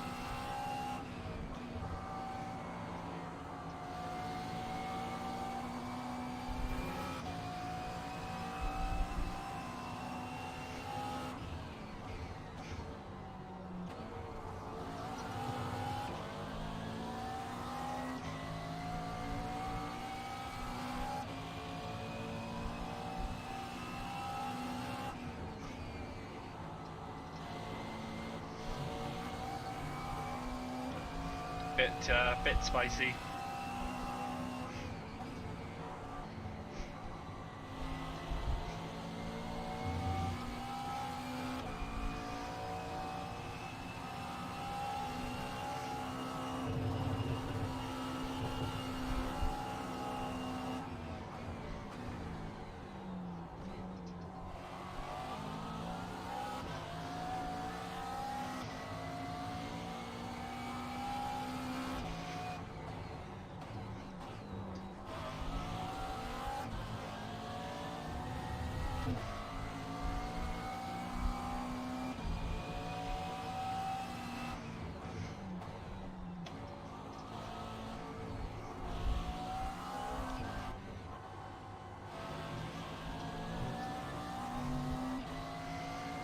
Good sector.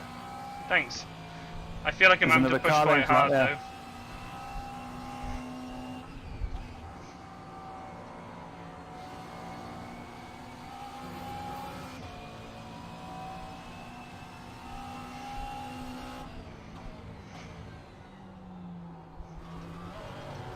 though. I gotta watch that inside. Yeah, it does snag, doesn't it? Yeah.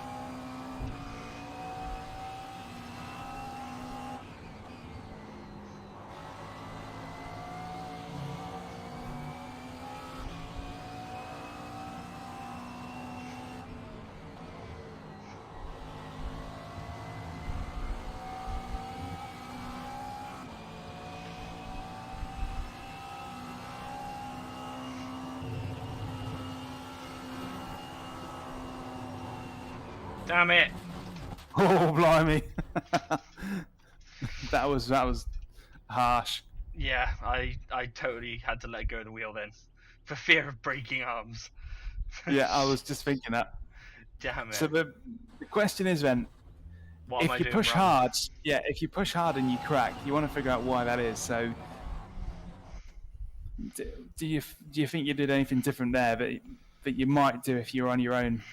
So obviously you lost it through that turn. So was it the case that you might have been reverting back to cautiousness causing more trouble than it solves?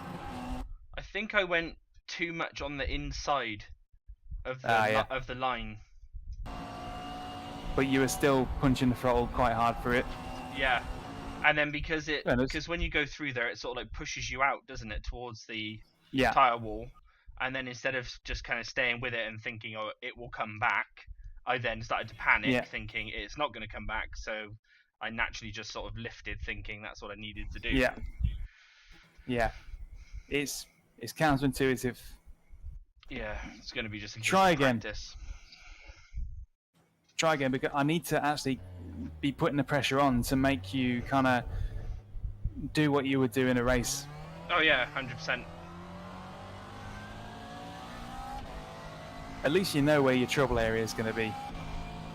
Well, the race will be fine because I won't be worrying about any 4K AMs behind me. So. Wow, some of them are even worse. Yeah, that is true. But when I'm sort of peeking out from behind you, it's actually just to get my brake markers, and well, just to orientate myself with where I am.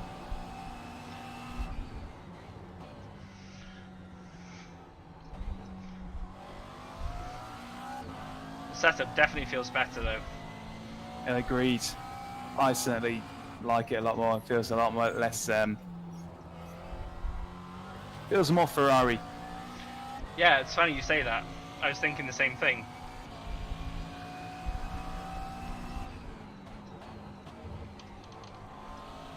Your setup model is Ferrari the world. Yeah. If it tastes like Ferrari, then I'm all right. if it tastes like a horse. If it tastes like horse meat, I'm good. Yeah.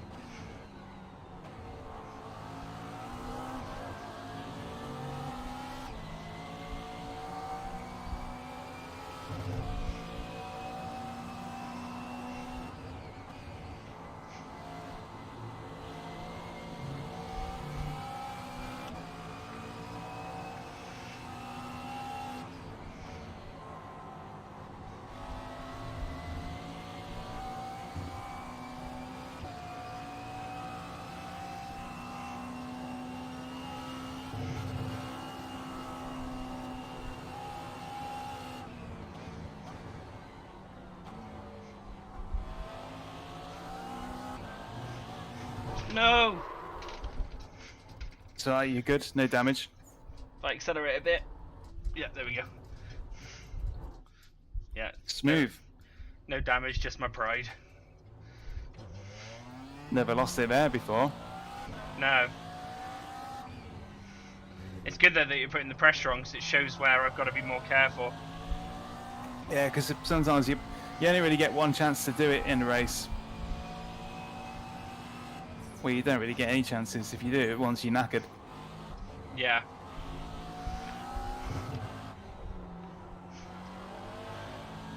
I'm normally fairly consistent. Normally. Which probably means I'm slow. It's just that little 5% overstep sometimes, isn't it? Yeah.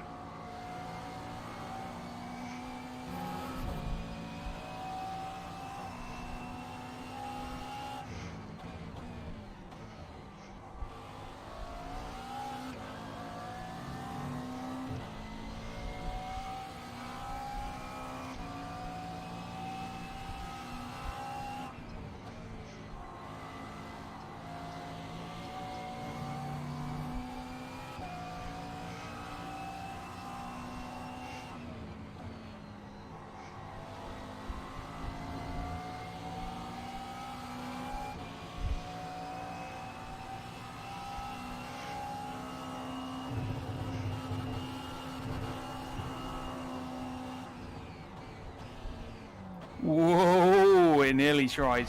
I thought you were going to go for it. He should have sent it. I'd have given you some room. I was only just hanging on to it.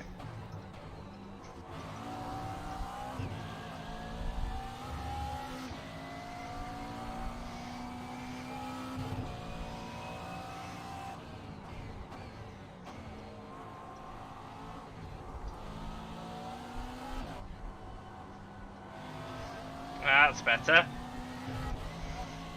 Yeah, that's a good couple of car lengths right there.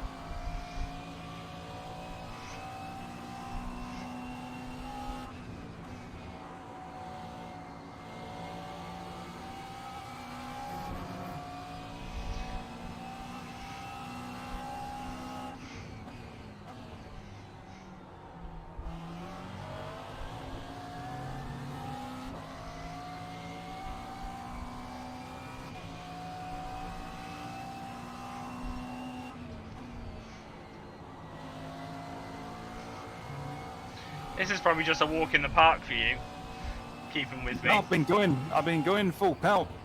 If I wanted to get past you, well, I am. Pace is really good here now, but the consistency's there as well, and the confidence.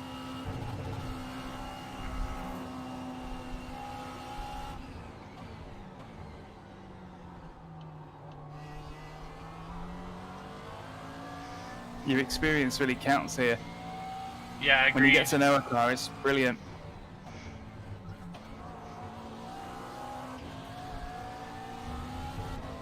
Oh.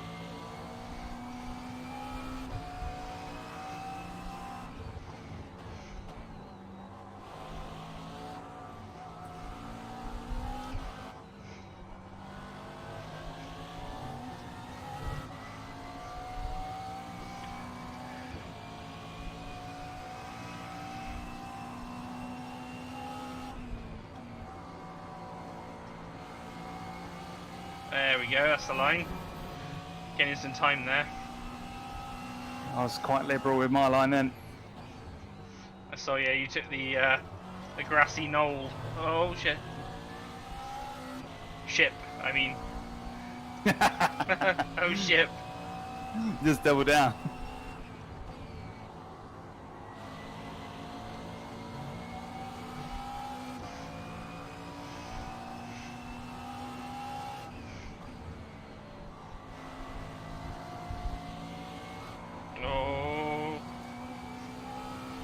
He's got the run.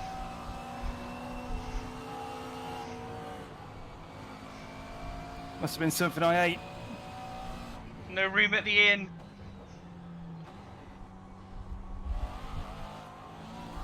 That sort of situation, I guess, is if you know you've sort of snagged your jeans pocket on the door handle as you came out that corner, and you know that the guy behind is going to set you up for like a pass. Broadcast your move earlier than that. That was good. That's what I'm talking about. Coming out of that chicane, you will get past people that way. Yeah. So the next time you go to that corner, just imagine there's a car there, even when there isn't one. Take the sort of middle inside line and just make sure you can nail that braking point every time. And also, there might be a car blocking your vision on the left-hand side of a track anyway. So next time we go past that chicane, I'm going to block the left line and your vision. And you just got to do the same thing that you just did then. Because that did take me by surprise. I wasn't expecting it. And you just made it stick. Didn't overshoot it or anything. No, it was a guess on the braking marker, that's the only thing. Well, you guessed right. But if you guessed wrong, you'd know to practice it. But if you nail it, that will be one of your best moves.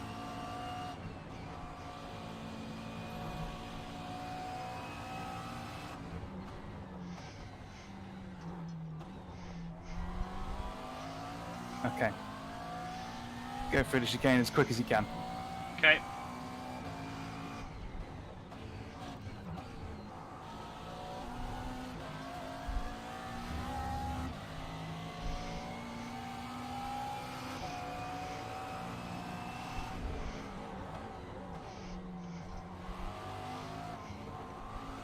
That's it.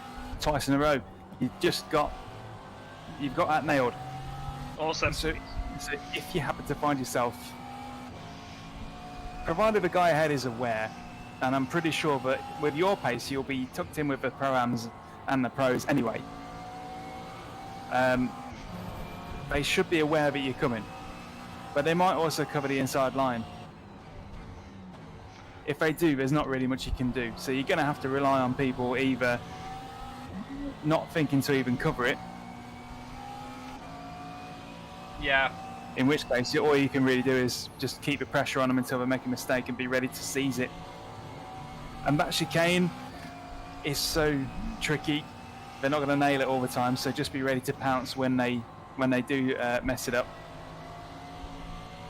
Yeah, just know that that's a good opportunity. Yeah, and rely on them not being able to perceive a breaking point for that chicane as well as you can. I'm talking about the second one, the one where you actually made your moves last lap.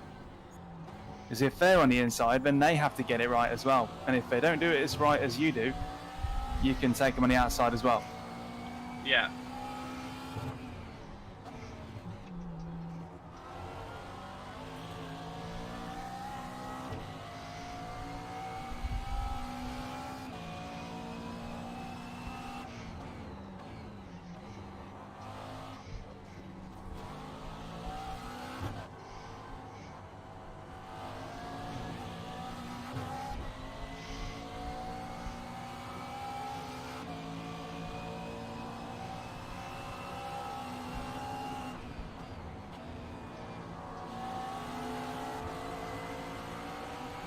Oh, Oh, slick!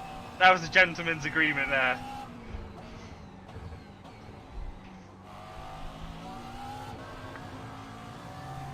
That's what I mean. If you know you can trust them,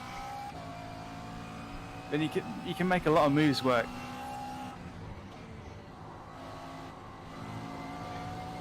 But that one only happened because you gave me the outside line. Yeah. Normally you want to guard the inside line, but oh, hang on, just going a bit off road.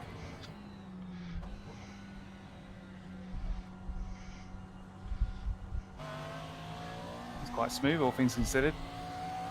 Normally you want to protect the inside line, but Alton's a bit weird in this regard. It ain't always where you want to be. Yeah, it's got some weird setups, some weird corners. So if you give somebody the outside line and they sort of find themselves trying to make the best of it, it just works. It seems to work, but only because they can trust you to not run wide yourself.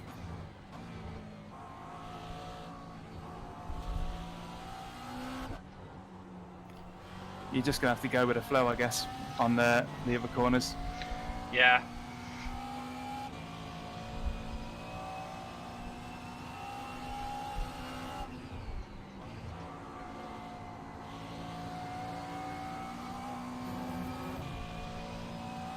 What gear are you taking this in? Normally I'm clicking it down to first. Okay, yeah, me too. I'm always a bit more comfortable being in first and modulating the throttle than being in second and kind of coasting through.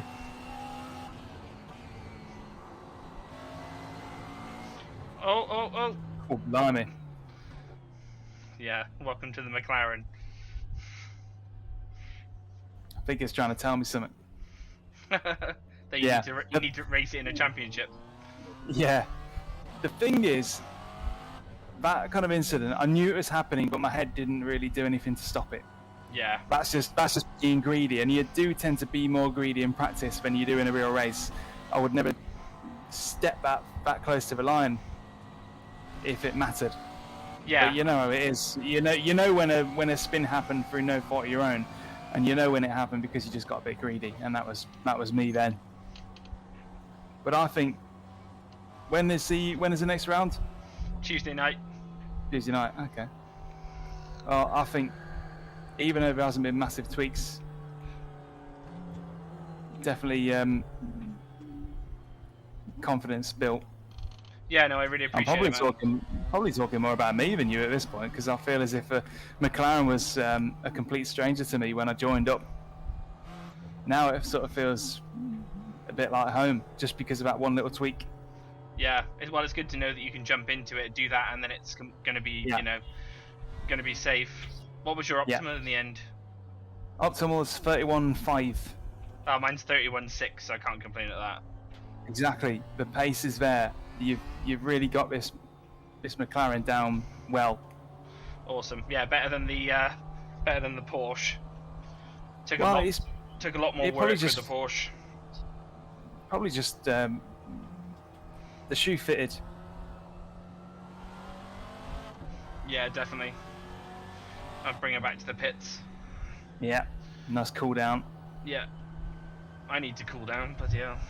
Oof. Same here. I dare not even lean forward in the seat because I know, even though the aircon's been on, and that thing, I don't know where I'd be without it. Yeah, I just know that I'm gonna need just to pop in the bath or something with a cup of tea after this, like a distinguished gentleman. That's one thing that I've noticed as well. The pit's speed limit is 50. Yeah, Very, very low. and the entry seems to be quite wild as well. So you could, if you had a good marker, that's worth practicing. Yeah, yeah, I will practice that when I do the official session. No, that's epic. I don't think that the RS is going to tell us much useful things at this stage because your pace itself is fine. It's just about making it easier to hit every corner more accurately, so you got more consistency. Yeah, yeah. I felt like If I your was. optimal was way off, then I'll be looking at it, but it's not. It's right on the money. Oh, that's awesome. Well, it's good to run with somebody that is higher speed because obviously, if you run with people that are faster, you get faster, don't you? You know.